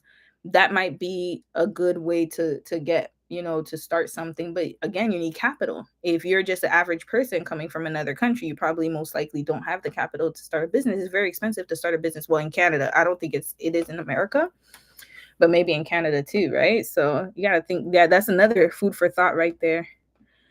um You said highway robbery, girl. We getting robbed left and right by taxes. Taxes are robbing up. Let's just be real. In the US, if you marry a man that makes much, you may have to contribute a bit to the marriage. Yep. Absolutely. 25,000 in USD is not that much. And even in Canadian dollars, it's not even, that's like poverty level, to be quite honest with you. Yeah. That man has worked. Yeah, he did. And that's the thing. Like, I'm so happy your husband he got himself out of that, out of poverty. You said, Tyra said, my boo has established himself here in the US already. And wow, congratulations to Dom on hitting the ground running. Yeah, that's what I'm saying. Like, I'm so glad for you, Tyra. Like, your boo he's stable. Like, you gotta be established, man. Like, you and Dom are both intelligent. Y'all will be successful. Oh, we trying, y'all. We trying. But like you said, like, you guys have mentioned some really good points. And again, this is not to say that there's a right way to think and a wrong way to think. I think this is one of the topics where these are one of the, like, this topic is a topic that can have so many nuances. So there's no right or wrong answer. It's mostly how you want to go about your life and how you want to do things. But to be honest with you, when you're dating online and you're thinking about the criterias of who your spouse is supposed to be, or dating someone, it doesn't even have to be online, to be honest with you. But you got to think about those things, especially if you're going to date someone from outside of the country. Especially if you're dating somebody from outside the country or somebody who has to get themselves established, because you got to think about those things, and those things are to be considered, highly considered. Yep, the hardworking men, they come here, work the hardest jobs, and then build themselves up. There are Uber drivers, DoorDash people. Yep, it is. And just to let y'all know, most of y'all Uber drivers are educated. Most of y'all Uber drivers are probably educated, and they have their education from their home country. And so it's so crazy because when they come here, they have to go through a lot of hoops in order to establish themselves. So you got to also consider that, especially if you're looking for love. But let me get into the next thing. Hold on. Okay, we still got a little bit of time. I'm going to be here for a little bit longer. I want to show y'all something else, though. So, sorry. So now we're getting into online dating. Here, I was just kind of showing y'all the differences. Hold on a second. This is talking about matchmaking here. Hold on. I want to show y'all something. I'm getting rid of my things here. This is very, very, very interesting. Okay. I want to show y'all this. So, hold on a second. From dating to marriage. Is it this article? Hold on, y'all. I'm going through my articles. I have so many. Okay, here. All right. So this was an article published by The Knot, which is one of the largest. I don't know if y'all heard about The Knot. The Knot is one of the largest wedding websites in the US. I love The Knot, by the way. When I was planning my wedding, I used it. Oh, wait, let me read. CFT said it's so sad that 80K isn't much in the US, especially if you live where. Yep. If it's heavily taxed, yep, is the equivalent of being financially violated. Yeah, it's unreal. I'm telling y'all, like, it's crazy. Like we get taxed like 13% here. That's a lot. 5% for federal and 6% provincial, if I'm not mistaken. And it's like if you live out west in the US, you get taxed a lot. And it's really sad. I feel like that needs to change. Our whole tax structure or system needs to change. Because I just don't understand what's happening with that. We need to rearrange some taxes. Mm-hmm. Yep. And yep, anyone, yeah, everybody making under 300K, and also Eternal Paramore, you got to add them tariffs in there, because if this goes through, cuz he already put the tariffs on China, the tariffs are going to be paid by the average consumer. And if the tariffs go through in Canada, because right now he put a pause on Canada and Mexico, talking about it was a misunderstanding to Canada. Please, that's because our prime minister was like, "Oh no, you're not gonna do that. We bucking up." And so Trump got scared. And so he went back. But that doesn't mean that this is not going to happen, right? Eventually, things will get more expensive, you know? I didn't even know your guys' eggs was so I didn't know you guys were paying like a lot of money for eggs. That's craziness. That's craziness. And right now, even though there's a pause, I'm going to let you guys know. I know we're segueing a little bit, but even though there's a pause on the whole tariff situation, our premier and the other, so premier is like the state governor, the equivalent of the state governor to you guys, and prime minister is the president equivalent to you guys, right, to the US. Our premier basically said, we don't care whether Trump does the tariffs or not, but the fact that he even threatened us lets us know that we're not doing business with the US as much anymore. And so what they're doing now is diversifying a lot of industries. They've already started. They're like, whether he does it or not, we don't give a damn. The damage has been done, where the relationship is already severed, right? And so now, yeah, get ready for that to come. It's coming. Our prices are going to be higher, especially if you're importing things from other countries. You might have, and I said that, I think I had said that in the Discord or the live, I don't remember, but you're going to need to buy local from now on. Try to keep your money or expenses down and try not to get anything shipped internationally as much as you can avoid it, because you will probably have to pay duties and taxes and importing fees, which we've been paying, to be quite honest with you. Anytime I get a package from America that's over a certain amount of money, I have to pay a custom brokerage fee. Oh, I got to talk about that. How many of y'all segueing? Hold on, quick question. How many of y'all heard about the whole US postal, I think it was USPS, not delivering packages from Shein and from other Chinese manufacturers? Did you guys hear about that? Y'all let me know. You said eggs, milk, bread, and others are insanely expensive. All of them are. Did y'all hear about that? About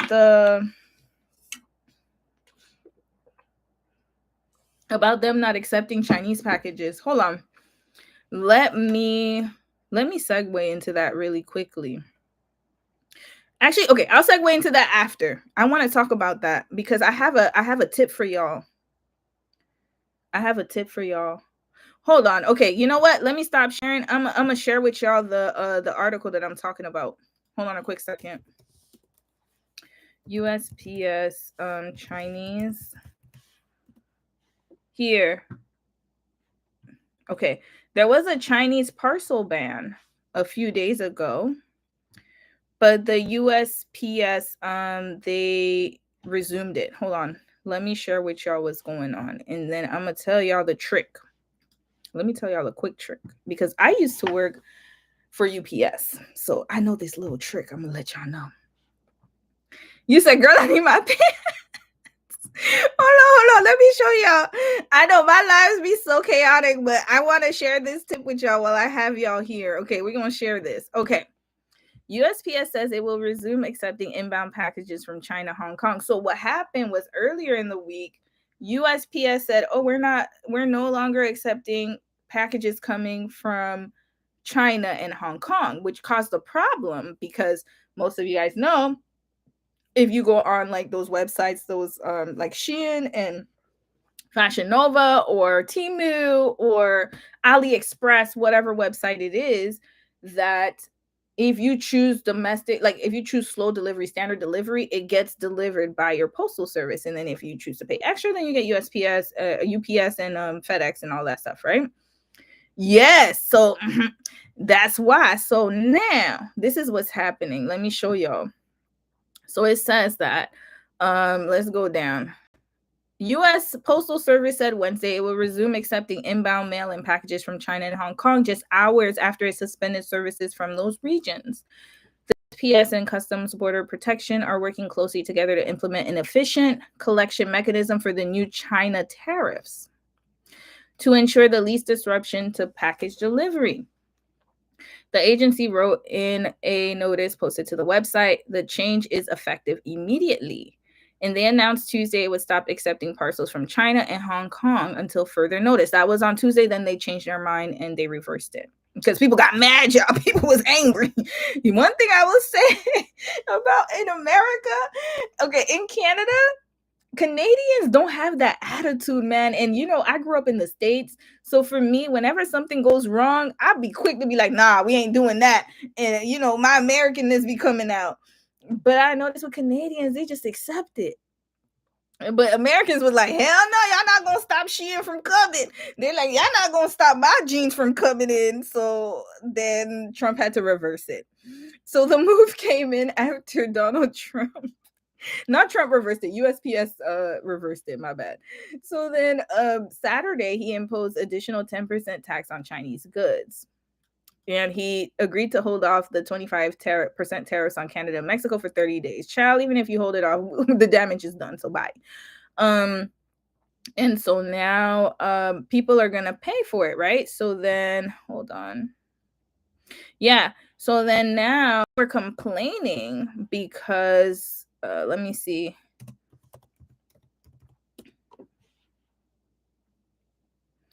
Let me see if I can get the article where some people were complaining that they were getting like brokerage fees. Hold on. UPS brokerage fees. Let me put Shein or something like that. Yeah, here. So that was 3 days ago. So can you hold on? Let me make sure y'all could still see it. Yeah, y'all could see it. Here, they said U.S. shoppers face fees of $50 or more to get packages from China. And U.S. President Donald Trump new tariffs on Chinese imports kicked into effect. Shipping companies have already started charging higher import duties and processing fees. Not them putting bewildering American consumers. I'm not laughing, y'all, because it's not funny, but why does this specific word is very interesting, bewildering. That y'all confused as hell. Over the past 24 hours, US shoppers have reported receiving notices from UPS and DHL stating they owed between $20 to over $50.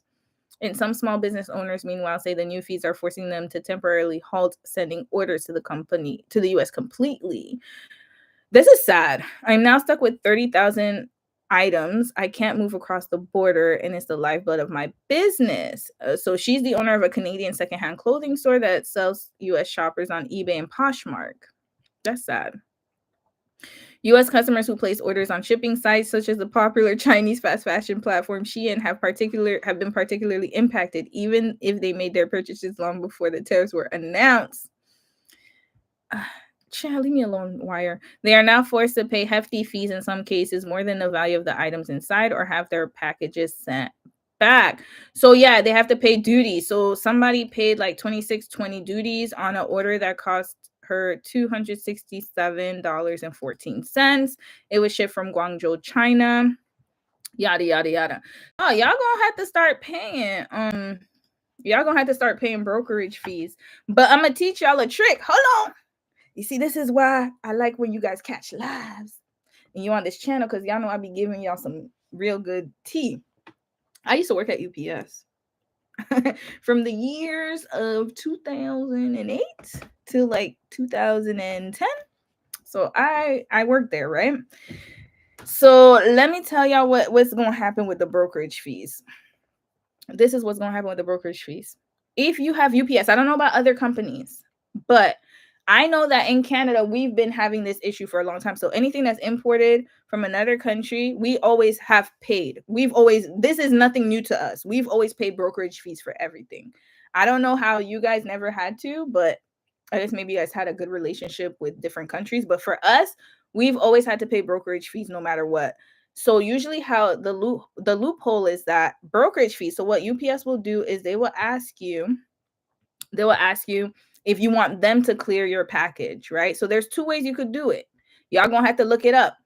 So actually, I might look it up for y'all. So now the first way is if they say you have to pay $50, like let's say they're like they send you like the UPS driver, what they'll do is they'll stick like a sticker, like the delivery sticker saying that you need to pay, or you'll get an email or something saying you need to pay $50 for your package in order to receive it, right? Now you can either choose to pay UPS to broker, like to be the broker for your package through customs. If you don't want to pay that, you can self clear. Okay, there's a way you can self clear and you don't have to pay the $50. But we're gonna see how you can self clear. There's a whole like there are instructions where you can do it. You can self clear yourself. I don't know how this happens in the US, to be honest with you. In Canada, we've been doing it for a long time, so people have been like self-clearing their own packages. Let me see if I can find it for y'all, and then we'll get back to our topic real quick. So, that's not what I meant. I don't know what just came up on my screen. Okay, self-clear package. Here, self-clear UPS. Now, I don't know if this is something you can do in the US. So, how do you avoid your UPS broker fees? Here. So, if you have a broker fee, which is like the equivalent of the $50 or whatever, right? So then let me see if this person gives you how to do it. Blah blah blah. They'll send you something saying you have to pay. Blah blah blah. Okay, so first you have to tell them that you want to do it. You want to be your own broker. Okay, so then yes, you would email them and say that you want to be your own broker. That is very true, because that's what I used to tell people when I used to work. Because people used to get mad, Chad. They used to get mad when they had to pay an extra $100 for their packages, y'all. Y'all don't know how much abuse I had to endure for people who had to pay extra. And then they'll include instructions on where to self-clear the package, and then you go to the site. So like it'll be the closest customs brokerage place to you. So for example, like for me, my closest custom brokerage place would be in Victoria, and it's not that far from here. I guess maybe 20 minutes away. So here, they'll give you instructions on where to clear the package, including phone numbers, faxes, the commercial invoice, and the regular invoice. And then it'll be cheaper that way. So then they sent this girl this. That's exactly how it goes, y'all. So y'all go, oh, but this was in Canada. But I think US should be the same. Y'all gonna have to see. Let me see if I can find an American one. But in Canada, that's what we do. And then they legally have to give you this information, basically. Yes, because I remember when people used to call me, I had to tell them. And then you will get a list of the inland offices, and so you can clear your package. So here, she says, or they say, if you have a package that's worth between 40 to 60, UPS has randomly decided they will charge $16.75. If your item was 40, you'll be paying 40% in brokerage fees. But if you self-clear, it'll be cheaper. Okay? So yeah. Yeah, y'all gonna have to look into that. Just letting y'all know. Let me see if there's that in the US though. Self-clear UPS United States. Let me see if y'all got the same thing. Because in Canada, we've been doing that. Here they even tell you how to clear your package. Here. So why do I need da da da da? So you have all that information here. And you can ask them, email them and say you want to self-clear it and what's the process, and they'll be able to give it to you. But anyways, that's the tip, y'all. That's the tip. I'm telling y'all. Let me tell y'all. I'm gonna give y'all a scenario. There was one person. Oh, I'll never forget. Them people cussed. When I tell you they cussed me out, people used to cuss your girl out. Like they used to be like, and this was in French too, because in Canada we speak English and French, right? So it's to be like, non, moi, je veux mon esticoli, je veux pas payer le prix de douane. Vous êtes des criminels. Like people used to yell at me, y'all, calling me criminal, calling me everything but a child of God, because they would be cussing me clean, y'all. And because of the brokerage fees, because they would get a package and be like, what is this? why am I getting charged an extra $50? And I'd be like, oh, it's because of the brokerage fee.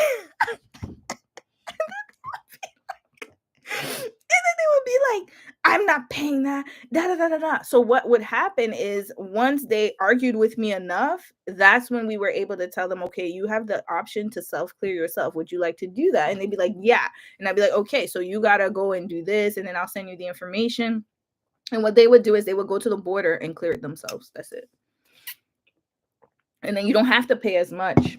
It'll be cheaper. So, anyways, that's a tip, y'all. For UPS, I don't know about the other ones, but I'm pretty sure it's the same. Check FedEx. Just look up self-clear and UPS or FedEx, and you'll see the import guide on their website, and you can email them and ask them. I really don't know how it works in America, but it's worth a try. I know in Canada we do it. And I'm pretty sure it should work in America too. You just probably never had to do it because you never had to pay for that. But nowadays, yeah, you're gonna self-clear your fees. Yeah, self-clear it. You'll still get, don't get me wrong, you still gonna get a fee, but it's just not gonna be as high as what UPS is charging, because it is highway robbery the way they're charging people. Like, it's crazy. Sometimes it's worth more than, like, imagine you buy something for like $40 and then you get taxed 20. Like, what was the point of even paying that 20? Some people would just abandon their packages. Oh, you said, and in French at that. Yeah, it's a brokerage fee. Americans were getting ready to protest if things didn't change. Yeah, girl. Y'all don't play. That's what I'm saying. Americans don't play with that. They will be quick to protest. Canadians, you're not gonna see it that much. Like, people are just not as active. Like, the only time they got pissed though was when Donald Trump is trying to make Canada the 51st state. That's when people really got pissed. That's the most pissed I've seen my coworkers. That's the most pissed I've seen people around here. But usually, like, people just take it, and then they're just like, oh, well, just wait till the next election. That's usually how it goes, right? Yeah. Oh, girl, they argue with me a lot, chill. They used to fight with your girl, man. UPS was a time. UPS was a time. But I'm happy I'm out of that world of customer service. I was in the customer service loop for a long time, and I didn't even know how I was going to get out of it, y'all. Like, it was really hard for me to get out of customer service, but I eventually got out of it, and now I'm doing way better. I got a job where I don't have to deal with the public. Thank God. I paid my dues, y'all. I paid my dues. All right, let me share. Where do most people meet their spouses? Okay, this is a very important part of the conversation that I was going to get to. How much time? Okay, I'll probably be on here for another 15, 20, maybe 25 minutes, and then I'm done. Where do most people meet their spouse? So dating apps take the top spot. So this was in 2025, published in just a few weeks ago. So now this is the Knot, y'all. This is a popular magazine, a popular wedding magazine. And so let's continue. I'm not going to read all the article, but here, where do most people meet their spouse? So here, our data shows that most couples meet online, though you're much more likely to meet on an app than in an actual online chat room for people over 30. If you want to meet your spouse, we suggest you start swiping. Nearly 30% of engaged couples met on an app. The 5 most popular ways couples met, ranked in popularity, include online dating apps, through mutual friends, at school, at work, and via chance encounter. That's so different from what we read in Asia. Asia, they don't do dating apps. They don't do it. They do matchmaking. And a lot of people, I think I have another article where some girls that are foreign girls, they met their boyfriends and spouses and husbands through like language exchange apps. But yeah, so in America it's totally different. And here, online dating sites, 27%. And then the next one was through friends. Then at school, work, social settings. You see, work, and I would never recommend you meet somebody through work, by the way. Hopefully you don't work there. If you meet someone at work, try to transfer out and don't work at the same place as them. That's just my personal belief. Then 9% social setting, high school sweethearts, very, very low. Social network. So you're not going to meet somebody through Facebook and Instagram. Since childhood, 4%, very low. And religious. My church ladies. If you're looking to find your man in the church, you're not going to find him there. I think I told y'all that before. And other. You have a 3% chance of finding your spouse at church. Let that sink in. Online dating app is where it's at. That's where it's at. But again, you got to do it the smart way, because if not, you can really, like, every decision you make about your marriage better be very serious. And here, for the third year in a row, so let's talk about what dating apps. The good news is that there's a high likelihood your persistence will lead to lifelong love. They're like, yo, you got to try. You got to keep trial and error. You can't use the app and then delete it. You got to actually try. We've got the data to prove it. What percentages of relationships are from dating apps? Our survey found that 27% of engaged couples met on apps, down from 29% in 2023 and 28% in 2022. Just a slight drop, not that much different. If you're wondering which one to download ASAP, the top 3 apps that lead to marriage have also stayed consistent. For the third year in a row, Hinge, y'all. Hinge took the top spot, followed by Tinder and Bumble. I don't agree. I don't know. But anyways, it's their stats, so I got to go according to that. Of the engaged couples who met online, 36% met on Hinge, 25% on Tinder, and 20% on Bumble. The remaining 19% met on apps including Facebook dating. Y'all, okay, Cupid, Match, Plenty of Fish, Coffee Meets Bagel, and eHarmony. All right, y'all done seen it. Y'all done seen it. You said not Tinder. I don't know how Tinder made the list. I really don't know how Tinder made the list, y'all. I don't know. I don't know how Tinder made the list. I really don't know. I really don't know. And I would love to know how that worked, right? Like, I don't know how they did this study, but y'all, Hinge is, I've never used Hinge before, actually. So I can't attest to it. You met my, okay, so give us, okay, has a success story. Please let us know, because I never used Hinge before, so I can't even talk about it.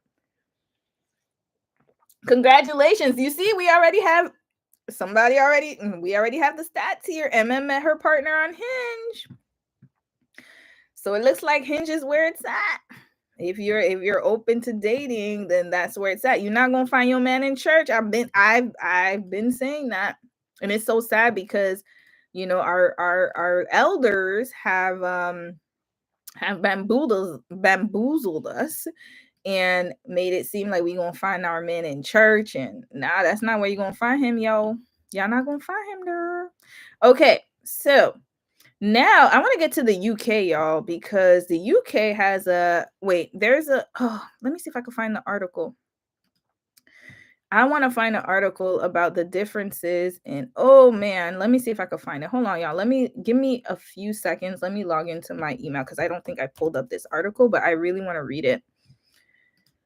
I want to read this article about the UK and how they, because I want to do the differences in relationships all over the world, not just in East West, but also West West too, West versus West. And let me see if I can find it. Let me see if I can find it. It's about the UK and the differences in dating in the UK versus in the US. And it's like every country is so different, y'all. Every country is so different. And that's why I want to talk about it, because again, if you're wanting to date someone from a different nationality, or even from someone from a different country, and there are a lot of them in North America, people from different countries, different backgrounds. And so how they approach dating is completely different than how we approach dating. And so that will help a lot of people in the future, especially if you're dating interracially, to help understand why, you know, they're asking certain questions, or why they're doing certain things, and why their behavior is so different is because our behavior is different. Oh, y'all, hold on a second. Not my camera. Hold on. I might have to take my my mic off. Just bear with me 1 second. I have 20% left. Ooh, okay. All right, let's get to it. So, dating manners across cultures. Let's do this. I think this will probably be, I'll probably do 2 more and then I got to go, because my battery is about to die. And I don't want that to happen on this stream. If I was single, I would want to meet my spouse organically. I know there's exceptions, but I would be so scared. Wait, Eternal Paramore, how'd you meet your spouse if you don't mind sharing? But I also wanted to meet my spouse organically, but I knew the pickings were slim. Pickings were slim. Hinge, you say? I wish I could put a laughing emoji. Yes. I have a girlfriend who is looking for a man online, and she's consistently getting Richard pics instead. It's a mess. It's so. Who's Richard? Richard? Who is Richard? Tell her to watch my series. This is the launch of my series for online dating. I'm gonna have videos on it too. For the best way to date online. Oh wait, what did I do? Hold on, y'all. Eggplant emoji. The nickname for Richard is, hold up. I feel like you gonna hold on. Hold on. What who is a Richard?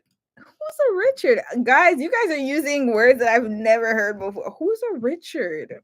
What's a Richard? Met him at an old Radio Shack. Not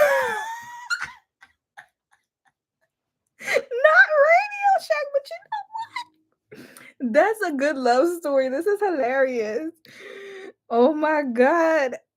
Yo, what was you looking for something? Like, were you looking for like an adapter or something? What was he looking for up in there, Eternal Paramore?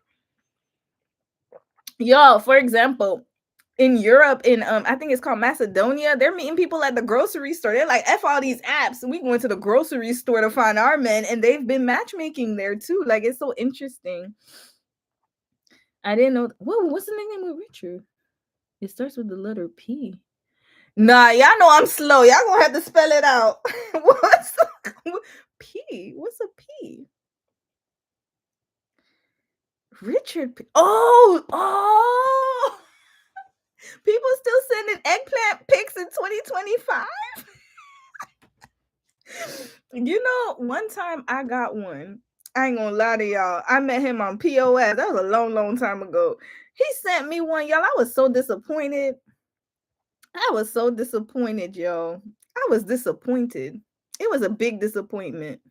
And he acted like it was so, he was like, oh, you don't like it? Because he was a white man, right? He's like, oh, is it because I'm white? I'm like, no, it's because your eggplant ain't eggplanted. And I don't care about size. That's not my point. My point is, why do you think that I would want to see that? Like, sir, I don't know you. Like, it was just so funny. Like, I was like, I put a dislike. I put like an emoji. He sent it to me on WhatsApp.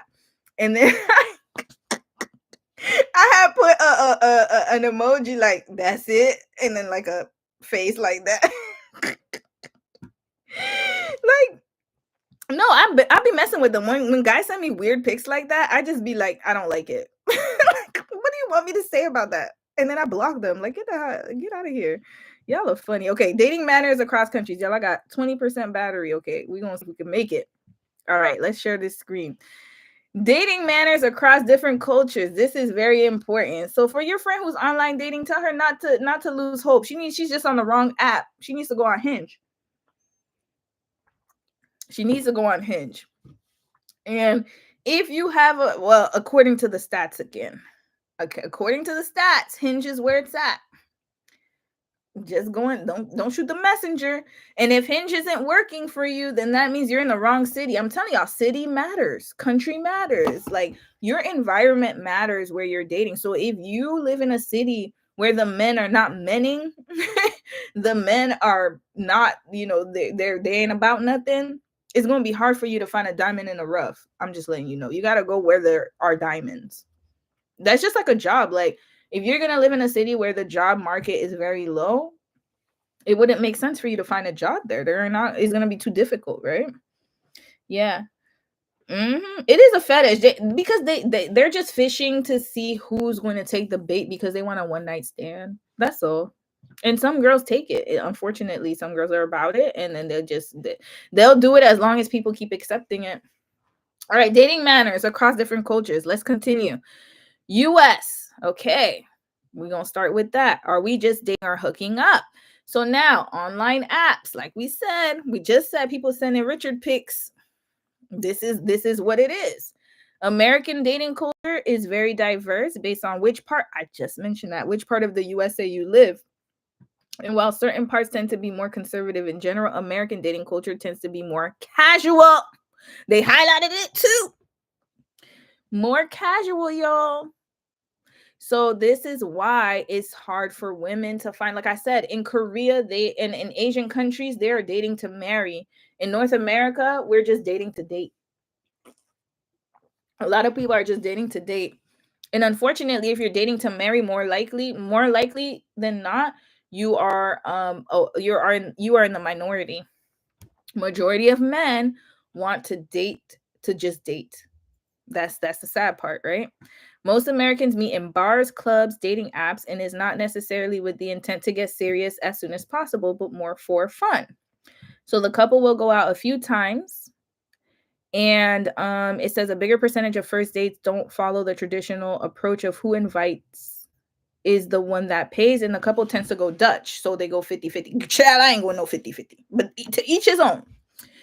And it's perfectly normal for women to initiate the dates. They are more open minded or very open minded, and marriage is not always the end goal of dating, even if the word love is quite often used very early from within the first dates.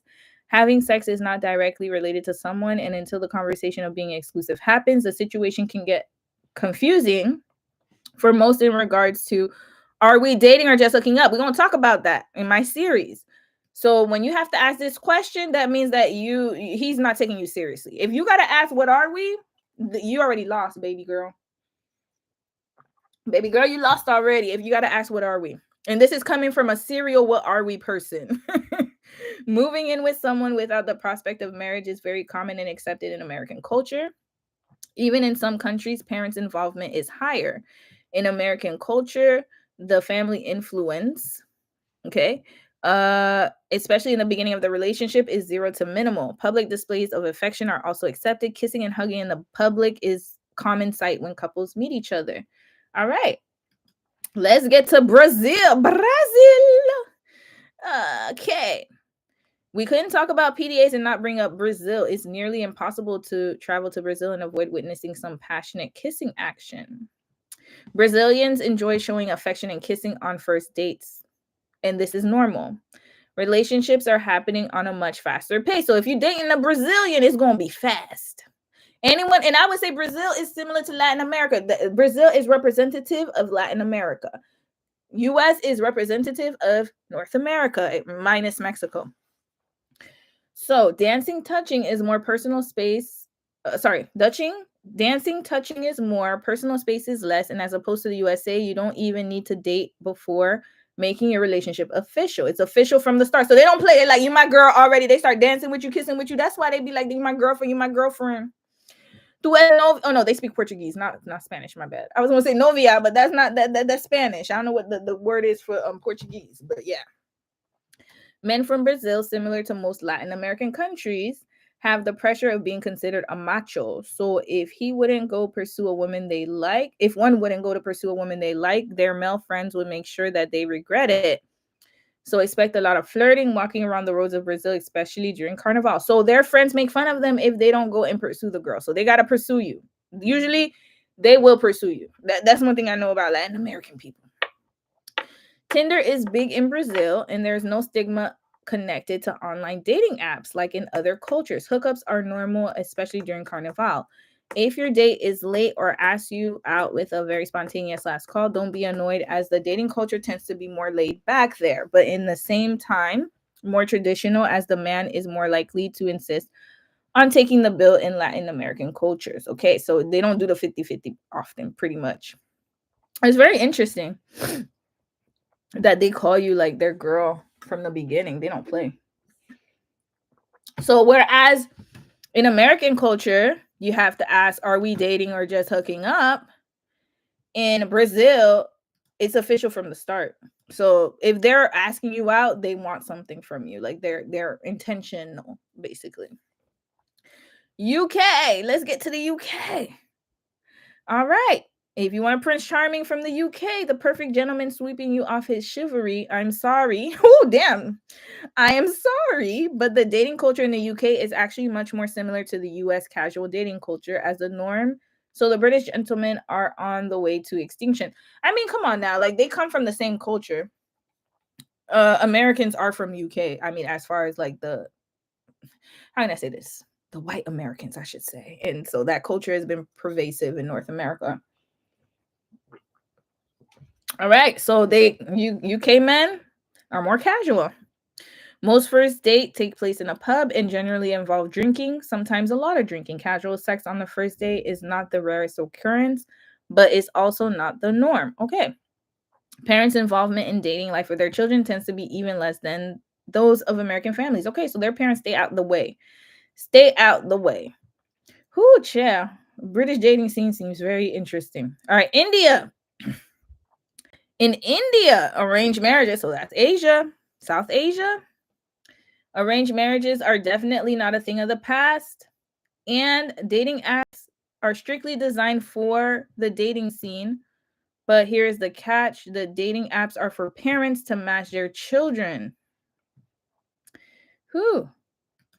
They're dating. So in India, it's for the parents. Parents are involved and they do matchmaking. Like I said, in Asia, it's completely matchmaking. And once a match is based on multiple considerations of finance, religion, caste, and birth dates of the two potential partners matching, auspicious dates, numerology, family compatibility before the first date. Damn. So basically, they're like, I'm telling you, all of Asia is similar. They're gonna look at, again, you can find outliers in this, but majority of people, they look at your finance, your religion, your caste. They don't care about loving you. Like love is not you being attractive is part of it, absolutely, but the rest of it is what matters to them. And their parents are heavily involved. Dating an Indian is an entire science and community effort. You are definitely not left alone, and things are not left to chance. Dating culture generally always, sorry. Dating culture is generally always with the idea of marriage in mind. Marriage minded, like I said, with Korea is the same. In India, culture definitely has never warmed up to casual dating. They don't do this. This is out of the norm. So if a Korean man, because now I know like a lot of girls are meeting their Korean, like, a lot of foreigners, they'll move to Korea and meet these guys on apps, but these guys are not going to take you seriously. Not on a dating app. And if you hook up with them, they're definitely not going to take you seriously because their culture is more traditional when it comes to marriage. I'm just being honest, y'all. Um Despite Indian men being very good at bargaining, once they date, they tend to be extremely generous with their women and take a very traditional role of protector and provider of the home. That's interesting. So if you date an Indian guy, he going to protect you and he going to pay for everything. In Indian dating culture, there is the concept that women have to always be wooed and pampered. Interesting. So if you date an Indian guy, he gonna pamper you. He gonna pamper you. Even the gas station poppies, they be pampering too. France. Okay. Dating in France can be so casual that French do not even have a word for date, but rather seeing someone. Whoo! So French people are worse than British people. Interesting. Most first dates actually happen in groups, but French people also manage to avoid the dreaded talk in which the couple has to define the relationship. So whereas the US has that conversation, they don't. To decide exclusivity. Interesting. For the French, the mere act of going on dates, or rather seeing someone, being affectionate, generally means you are committed to someone. But no, you see, this is the confusion part. The confusing part. Because, okay, that means you're committed, but if you don't say it, then what is y'all really? This is so childish. I don't know. Y'all let me know if y'all ever dated somebody from France, because I never have. But I just find it kind of childish.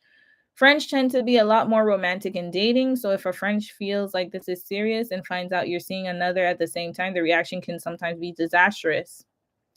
Love is a serious thing in France. Okay, it's serious, but then you don't even say if you're committed or not. So then how's the person supposed to know? What if they think you're just casually dating? Child. This sounds like a recipe for disaster. Russia. All right, next, Russia. Hold on a second.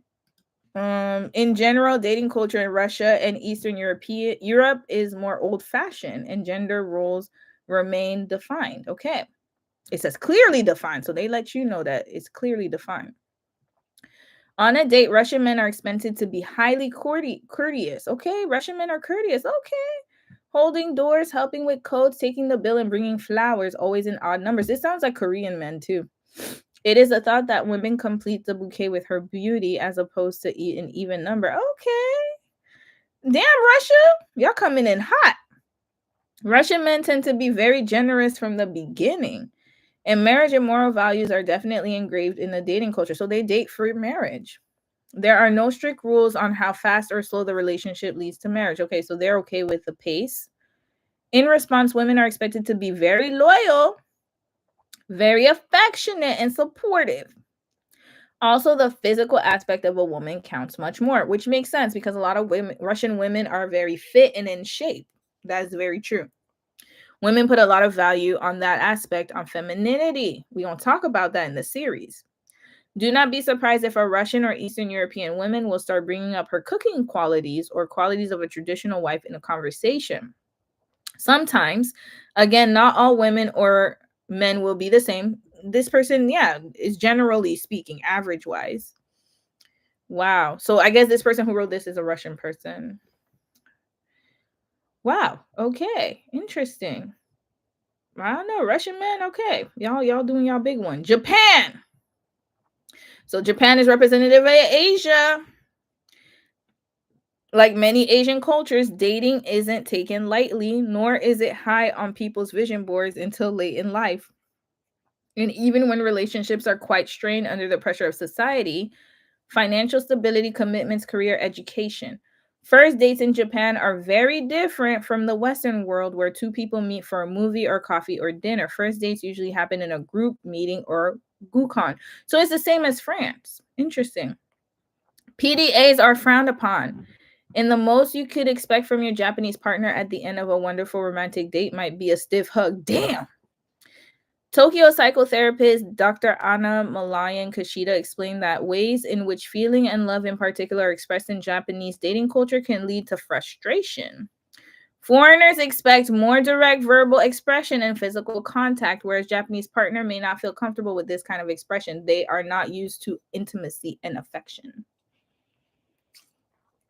Nonverbal communication, subtle signs are highly valued in Japan, and if they are not noticed by the Western partner, frustration and resentment follow. So this is important to learn. If you're going to date a Japanese man or marry a Japanese man, even if he's Japanese American, these traits, unless his family has been in America like for a long time, generationally, like I would expect these kind of situations to happen. However, Japanese take dating very seriously, and the point of dating is to get married, same as Korea and the other countries. So it looks like on the other side of the world, they are very serious about marriage. Many couples don't even start their relationship until they say I love you or kokuhaku. I hope I said that right. If you're Japanese or learning Japanese, confession of a love and or interest. So you are never left wondering for too long in Japanese dating culture. Okay. Japan. Next. China. Now, ladies, China might be the place to be if you're planning to get married. As of 2016, there's a significant gender imbalance within the country, and that was one of the reasons why the one child per family rule was canceled. There's way more now. Now the gender imbalance is insane. And since parents chose to only keep boy children, the demographics have started to look worrying. Because of this, actual dating schools for men have begun to form in China. Sorry, this is according to the New York Times. One second, y'all.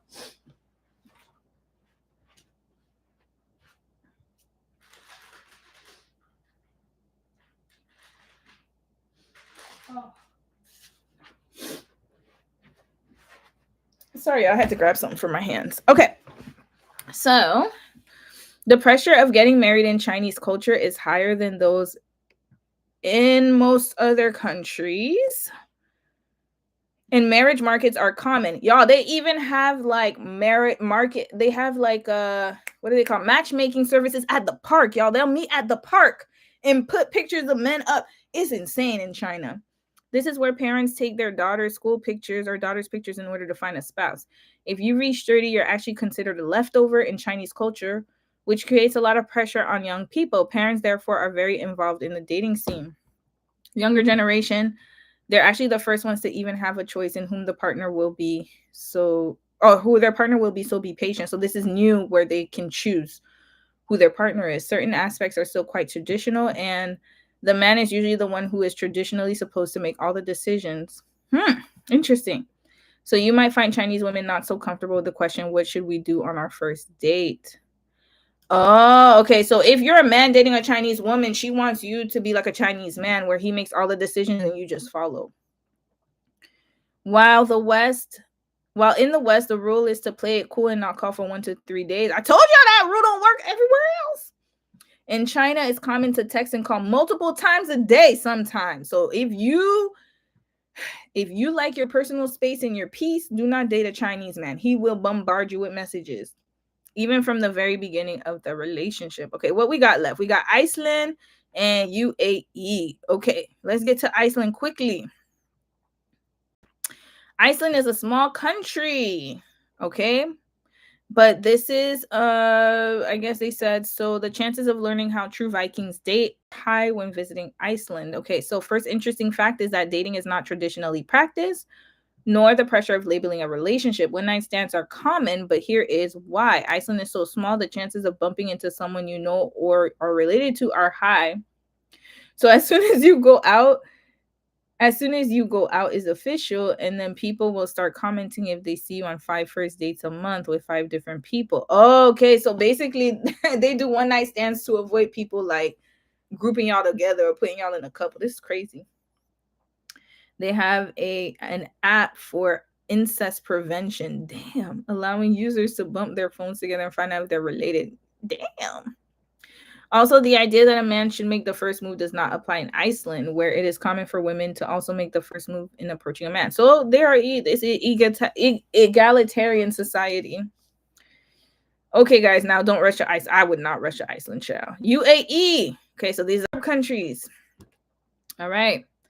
So, foreigners represent more than 85% of UAE's population. And it is, traditionally and officially, dating in the UAE is not part of the culture, and premarital sex is technically illegal in the region. Ooh, I forgot to read that.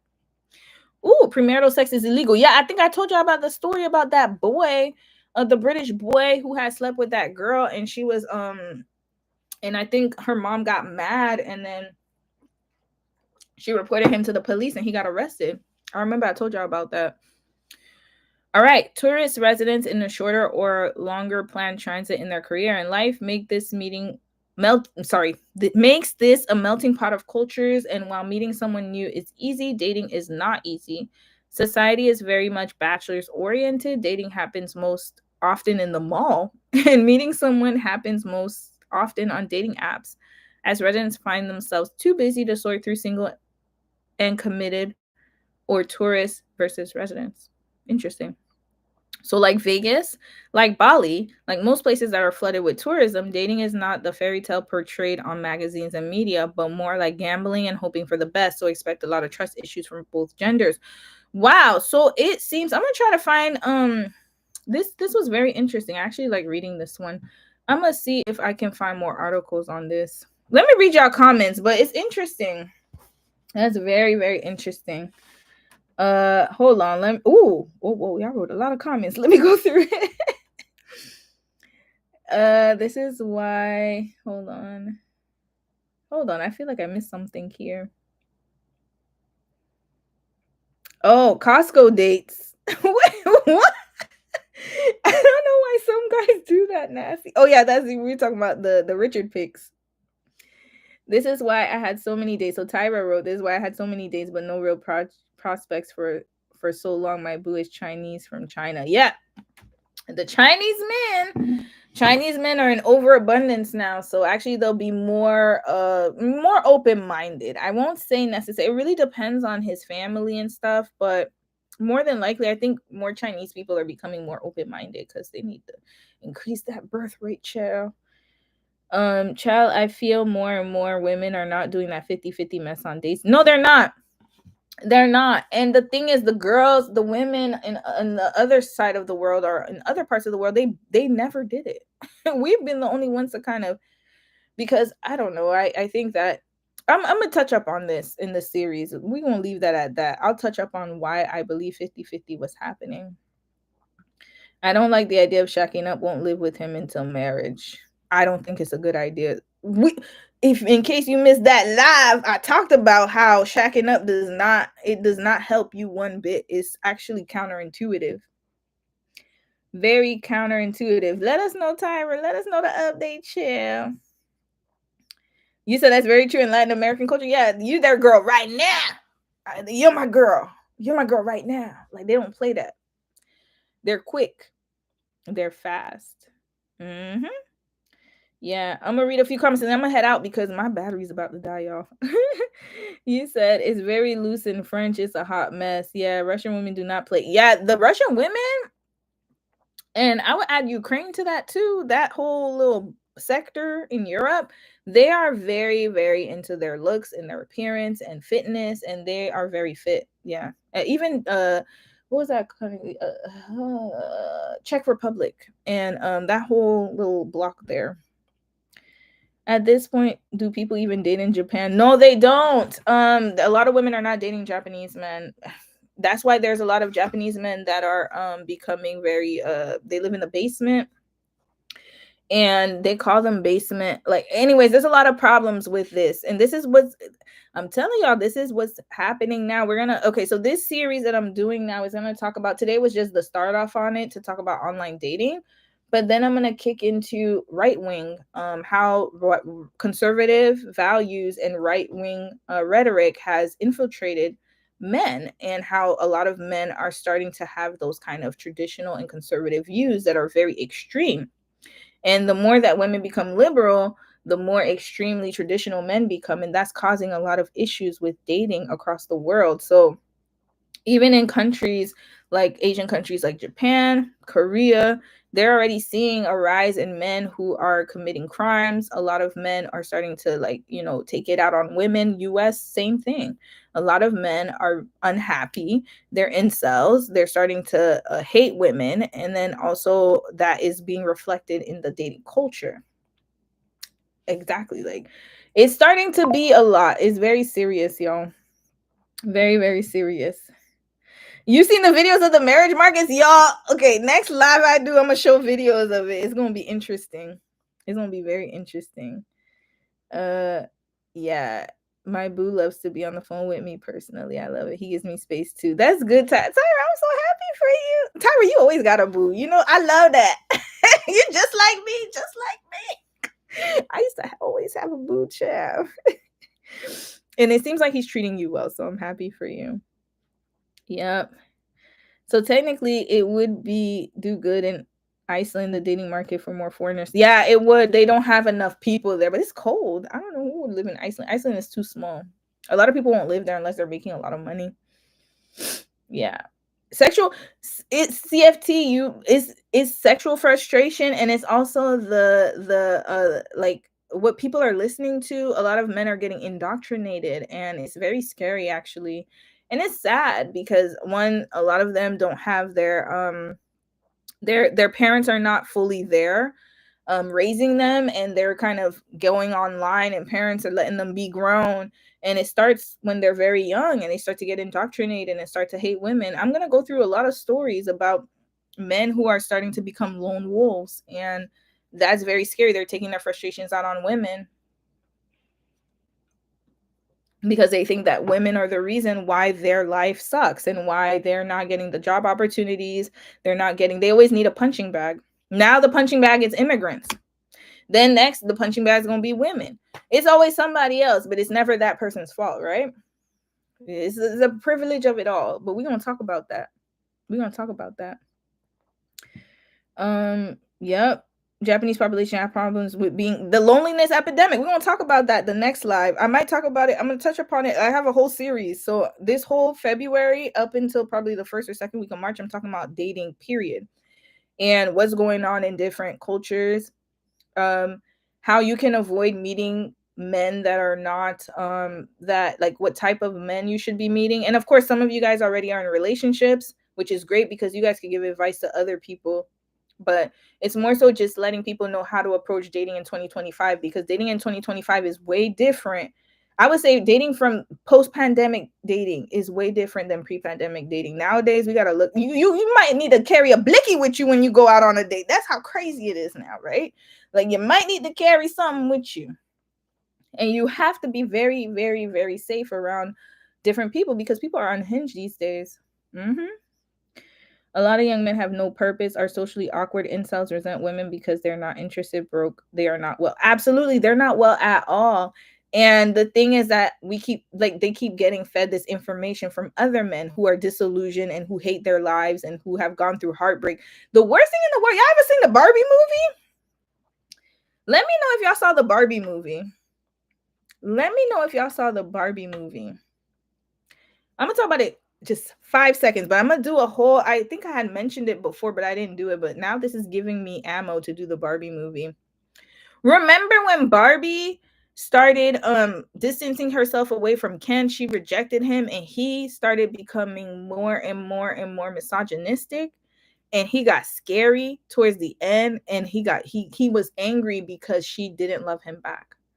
All it was she hurt him. That's it.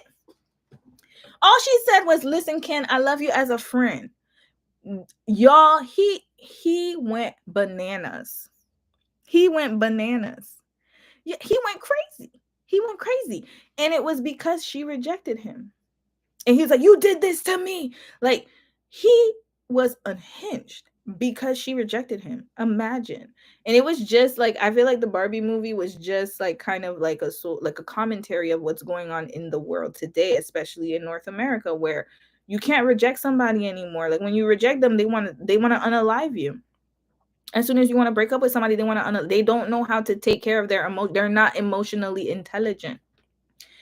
And so we're dealing with the masculine, like the toxic, I know it's the only word I could think of, toxic masculinity. And like, just people are, especially men, do not know how to handle their emotions.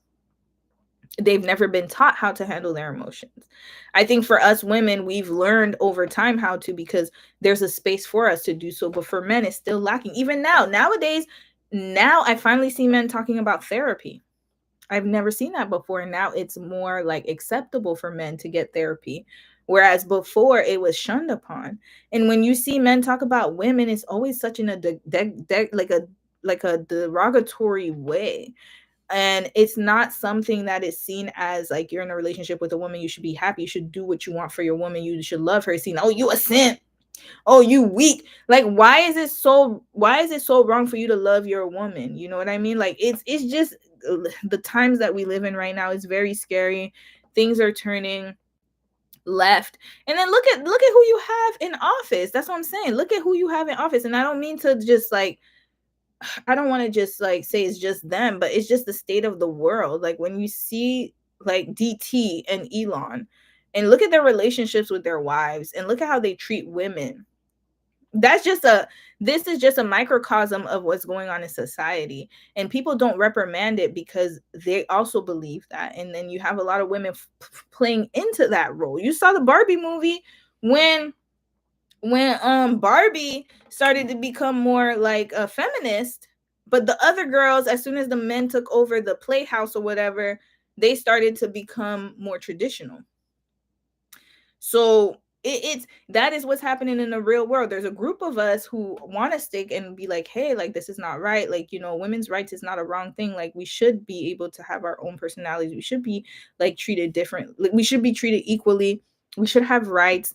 We need to, we need to go into relationships being treated equally and having the same rights as you. But then we have a segment of the world that wants it to go back to how it was, because when it's hard for people to lose power. They don't want to lose the power and the control. That's literally what it is. Power and control over you. In my opinion, anyways. But we're gonna research that, y'all. I'm gonna talk about that. Let me read the few comments and then I gotta go because my phone about to die. I saw it was hilarious. Yeah, like it was a good movie. It's such a good movie. I love that movie. I was pleasantly surprised at how good it was. Even just talking to people online, they don't accept the world. No, little mama, yeah, they don't. They are not taught how to. And that is because they weren't taught how to say, because their moms were, I'm telling y'all, it starts from home. If your child could do no wrong, either they had a mom who was absent or a mom who just let them be entitled. It's one or the other. Or I would have to say the dad too. Parents. Sometimes the parents are checked out of the relationship, or there's so many dynamics that go into it, but they're not taught no from a young age. This is stuff that happens from when you're young. You don't just become an adult and start to become a loser and an asshole. That is something that you have developed since you were young and now is just manifesting. And that's why people be like, I didn't know he was like this. But then you're the first one bailing him out of jail. I remember there was one story, y'all. I'm gonna see if I could bring it up next time. But this one lady, her son physically assaulted a girl, his ex-girlfriend. He beat her up. And then she called the police on him and they put him in jail. You wanna know who bailed him out? His mama. Mama bailed him out. And guess what he did when he got bailed out? He unalived his mom and the girl and the stepdad. This is happening, y'all, because these moms do not want to take accountability for the monsters they raise. They raise these monsters, but they want to blame everybody but themselves on the monsters they raise. And unfortunately, these monsters live among us, and these monsters are in our gross, like, they're everywhere surrounding us. And we have to learn how to live among them. And unfortunately, and I'm gonna call them monsters. I don't care what nobody says. Like they're demonic monsters, and their parents never held them accountable. And so now you have a plague of a lot of them outnumbering us. And then we have to raise our kids around these monsters. And so what I'm trying to say is this, like, it's very serious out here. Like, it's serious, serious. So you got to approach everything you do in 2025 and beyond differently. Carry a blicky if you need to, because these men are unhinged. I'm just letting y'all know. Let me read a few comments and I'm really out. Say whatever you need to say to get to safety and leave. Yes. Yes. I'm glad you said that, Tyra. Whatever you need to say, if you feel unsafe in a situation, just leave. Like, don't worry about what people think. Just go. As soon as you feel that intuition, like The Gift of Fear is a really good book y'all should read. As soon as you feel that weird, your hair sticking up at the back of your neck, you know something ain't right, you need to go. Like, you don't need to be polite. Ain't no politeness. None at all. That happens to most who get rejected by the one they like or love. People are unhinged. Yeah, they don't know how to handle rejection. And then usually they end up unaliving. Like, they become very emotional, and then they become very possessive, and then they start to become stalkerish, and they become obsessed. And then after that, usually they unalive themselves. And there are tons of stories. We literally, and this happening at a more higher rate now because, again, the climate that we're in, they're not taught to be emotionally intelligent and have EQ. None at all. Many extremes. It's wrong for men and properly love their women, and it's wrong for women to love her husband and actually want marriage and a family. Exactly. That's why I was saying. I don't know if y'all missed the live that got cut off because I had went live earlier and then I had to go live again. But I had mentioned that there's this whole decentering men conversation happening, and I think that is very useful. Absolutely. I think that you should live your life and not center men around your life. Absolutely. However, now they're like, oh, we're never going to date men. We're not going to be around men. And I'm like, that's impossible, y'all. It's just not going to work for everybody. But if you do it in a smart way, know that yes, you can decenter men, but also find a good guy, because some people make it seem like there are no good guys out there, and I'm like, no, there are. I see them every day. Like, I have one in my house, right? Well, he's not right here right now, but I have one here who treats me with respect, never disrespected me, never hit me, never did nothing like that. Just treats me as as a woman should be treated. Treats me like a husband, respects me, values me. Now I know if he exists, my dad exists, his dad exists, then come on now. There has to, it cannot be. So that's what I'm saying. It's just being able to select and pinpoint those guys and not choosing the wrong people. That's what's getting us into the issues here, is choosing the wrong folks. Yeah, a lot of these men have both mommy and major daddy issues, but I think it mostly comes from mommy, to be honest with you. Mommy issues will do you in. That maternal issue will do you in. And I'm not putting more fault on the mom than the dad. Both are equally Both can be equally shitty. Let's just put it that way. But I feel like with men, it's both. Yeah, it's daddy issues and mom. But I find more so with men, it's mommy issues, and with girls, it's daddy issues. Yep, more so. Mm-hmm. You said, I just saw, Little Mama said, I just saw a story. The teen son killed the dad, escaped the charge, and then killed the mom, and now they just let. Oh, that guy, yes. I'm going to talk about him. He unalived his dad first. And then a year later, he went after his mom. And you see, why are they letting them free like that? And notice, as a woman, when you complain about a man, and you're telling, like, if you go to the police, they'll tell you, oh, write a restraining order, or oh, do an order of protection. That little piece of paper don't work, because the men will still come and hunt you down.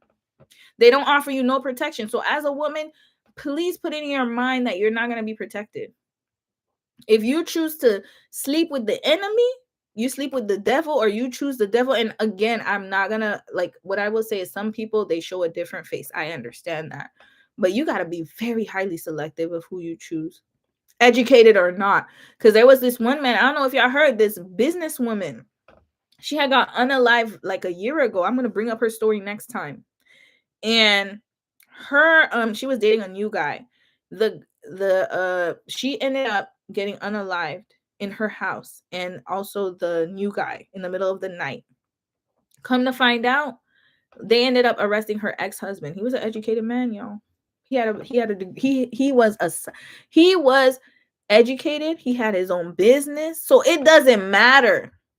To be honest with you, that's just a criteria, but that's not going to save you, to be honest with you. So it's about the person at the end of the day. Like, it all comes down to a formula of just knowing who you're dealing with. And the first hint of, you can see how they handle things, how they handle situations. When they get angry, how do they react? Those little things you got to watch out for when you're dating them, because it will come up. You can't hide yourself forever. And things that people brush off, like, oh, he didn't mean to do that, oh, he would never do that. Please, that those are the red flags that you need to pay attention to. I'm telling y'all, they are monsters. Yep, they are. Hmm. The parents don't want to take accountability, because that's the culture we're in. No one wants to take the blame. Remember, it's always somebody else but them. Little Mama says, my crush makes me believe there. Aw, I'm happy. Sis, I'm telling you, there are good guys out there. There are. A lot of us in the chat could even say that we're married to good men. I would hope so, but I know we are. Because you can't be on Romy's chat and not be married to a good man. So I'll say. Decenter men still sleeping with them, though. Make it make sense. Eternal Paraboy, you right. They do. They sleep with them. That's what I'm saying. Like, y'all want a decent man but sleep with him. That's why I said, let's not do this. Let's at least be smart. That's my theory and my opinion is, let's not be extreme about it. Like, yes, we do need to decenter men. However, let's not act like we never need men. We do need them, and they need us. I think if we start with that in the conversation, then the conversation can go somewhere. We both need each other. Men need women, women need men. Period. That's just what it is. Like the other day, I ain't gonna lie to y'all. It's something basic as my husband, when we set up stuff in the house, we set up furniture. Dom set all the furniture up, y'all. I did not have to lift a finger. My man was using the tools like and doing all, and I ain't gonna lie, he looks so sexy as hell doing that. And for me, I was looking at him like, damn, he really brings a lot to my life. Like, it's like there are certain things like we balance each other, right? There are some things that he needs from me, and some things I need from him. And when I was single, I didn't get that, obviously, because I was by myself. And now when I see him, and my life is way more easier. I'm going through life way more easier than I was when I was single, because I have a good man beside me, a man who actually loves me, takes care of me, wants the best for me, wants the best for our family, and we work well together. And so what I'm trying to say is that, yeah, people, you can dissenter men all you want to, but then at the end of the day, if you choose to be single, there's nothing wrong with that. You can choose that. But for those who want to look for a partner in a relationship, I promise you, if you choose the right person, your life will be so much easier to go through. I live a soft life, y'all. I have no stress at all. I promise, no stress at all. I don't worry about nothing, because my husband is going to handle it. That's it. I ain't gotta worry about none of that stuff. He gonna handle it. And vice versa. If he needs something, I handle it. So it's like we both got each other and we're there for life, right? So yeah. Road rage is yes. Road rage is a red flag. We're gonna talk about the red flags after. Mm-hmm. Tyra said, like, they need to be honest and say they want a good man, but don't know how to pick a good one. That's a Tyra, that's it right there. And that's why I'm here to help people kind of see how to do it. Now, again, research and just intuition and just knowing, like, from experiences that other people have had, you can find somebody very well. Like, it's possible. Trust and believe me. Everyone got somebody out there. No kind of kitty cat can change a man. Amen, CFT. Amen. Amen. You said your boo sent you money on your B-day and you haven't met yet. He's moving mountains now to make sure he got something to show. Tyra, that's his love language, number one. And number two, that's how he was raised. That's his culture. We're gonna talk more about Chinese men in Asian countries. They know how to woo you. They will treat, because they know the value of a woman. That's the thing. When you value a woman, now again, we have a lot of misogynistic men in certain cultures. Let's make that clear. However, there's still a value to the woman that they put. Now, the way they see women is a whole different way. They value you, but they want you in a traditional role. But not all men. Chinese men are actually becoming less traditional, just letting you know. And we're going to talk about that in the next video. They're teaching these women and young girls to just swear off men, to just simply push that biological human-based need to side, instead of teaching them what they need to look out for. Yes, eternal paramour, and it's dangerous. That's dangerous. You know why? Because then there are going to be some who follow that, but then there are going to be others who are going to follow it for a few years and then get right back into dating. And then they still won't know how to vet the right guys. That's what I'm saying. Vetting is very important. It's an important process in the dating scene. And unfortunately, in our culture, well, not unfortunately, unfortunately, I would say fortunately, in our culture, we get to vet ourselves. Whereas in Asian cultures, their parents vet, we vet ourselves. And I think that's something that we should also be grateful for, that we don't have our parents all up in our business. But then at the same time, we want to make sure you vet the right person. And sometimes you do need to get your family involved in the vetting process, because your family can spot things that other people may not be able to spot. And sometimes your parents, if you have a good relationship with them, not the hating parents now, we're going to get into parental jealousy in one video. But if you have a good relationship with your parents, they'll be able to spot a good guy for you, and they would want nothing but the best for you. So they'll know how to spot somebody who's good for you, right? Girl, little mama, how he treats pets. Yep. Kids who kill pets when they're young, they are most likely to be serial killers. Just letting y'all know. That's a serial killer trademark. Harm pets, children, and people weaker than them. Whenever you see people harm children, pets, women, and they are very strong, especially men, that's a sign of a psychopath or a serial killer, somebody who's really not there. All right, last few ones, and then I'm out, y'all. But homeboy just want good at communication. He's not good at communication, little mama. Tyra says yes, he's traditional, but is modern in some ways. Yeah, that's the new generation. And if he's in America, you say he's in the U.S. If he's in the U.S., then he's not traditional. Most likely, he has a little. I mean, it depends, but if, like, I find that people who emigrate to the US, they have a sense, like, they might still be traditional in some ways, like you said, but there's a sense of not being traditional when you immigrate to another country. I'm just letting y'all know that. Yep. No, he is not a child. It's a long story. Oh, no, he is not. Oh, okay. Yeah, let us know when you're ready, little mama. I might do an advice segment. Advice with Romy. He's been here for 3 years. Yep. That's a good sign. That's a good sign. I basically gave up at this point and just said, let's be friends. Yeah, talk about it in the Discord, child. And if y'all haven't joined the Discord, check the link in the description box and you guys could join. But yeah, so next week, I'll just say this real quick before my phone dies. Next week, I will post a video on Tuesday more about this subject. And yeah, we're going to talk a lot about online dating. Not online dating. Why I keep saying online dating? About dating in different cultures and meeting people and what to look for. And, just more of cultural expectations of you as a woman. whether you are married or not. I think it's relevant for all of us to know, because heck, there's some stuff about Korean culture that I'm still learning till this day. I don't know everything about Korean culture, and even some things are surprising me.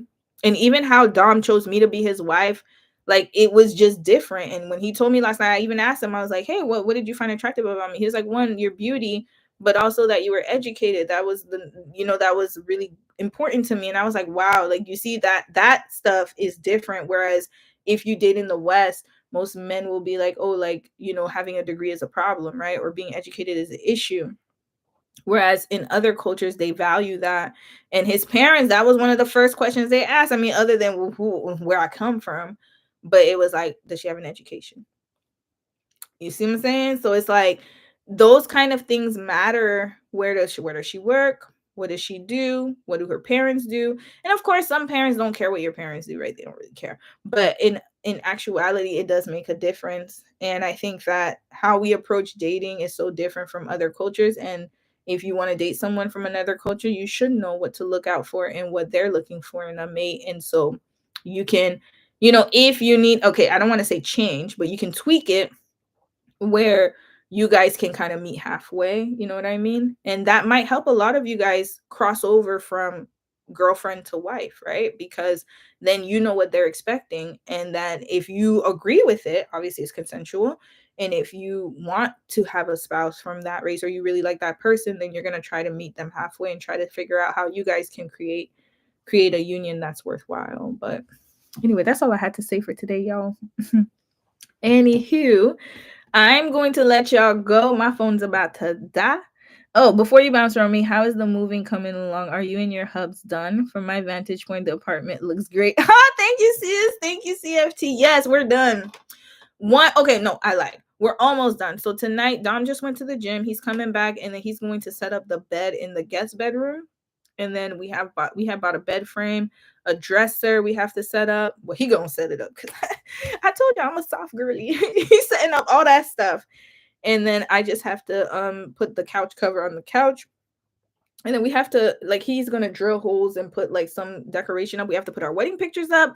But for the most part, we're done, y'all. We're set up, and I'm so happy about it. And I'm really excited. I still have to buy a few things for the bed, though. I want to buy like a nice cover, because my duvet cover is very basic, and buy a few pillows and stuff. But we're set up. Thank you so much for asking, sis. And now I can start being more present on my Discord, start doing more videos. I'm ready to set everything up.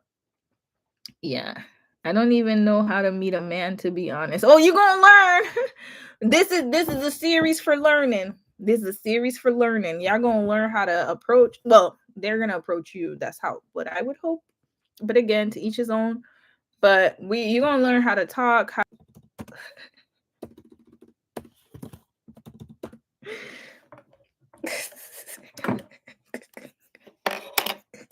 Goodbye.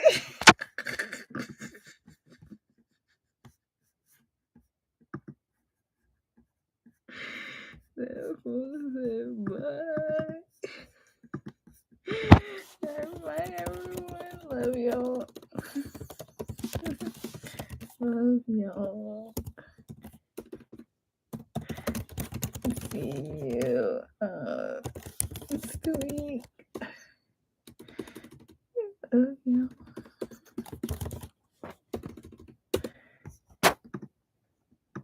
Where did it go? Oh, okay. Oh, look at me talking. Hold on.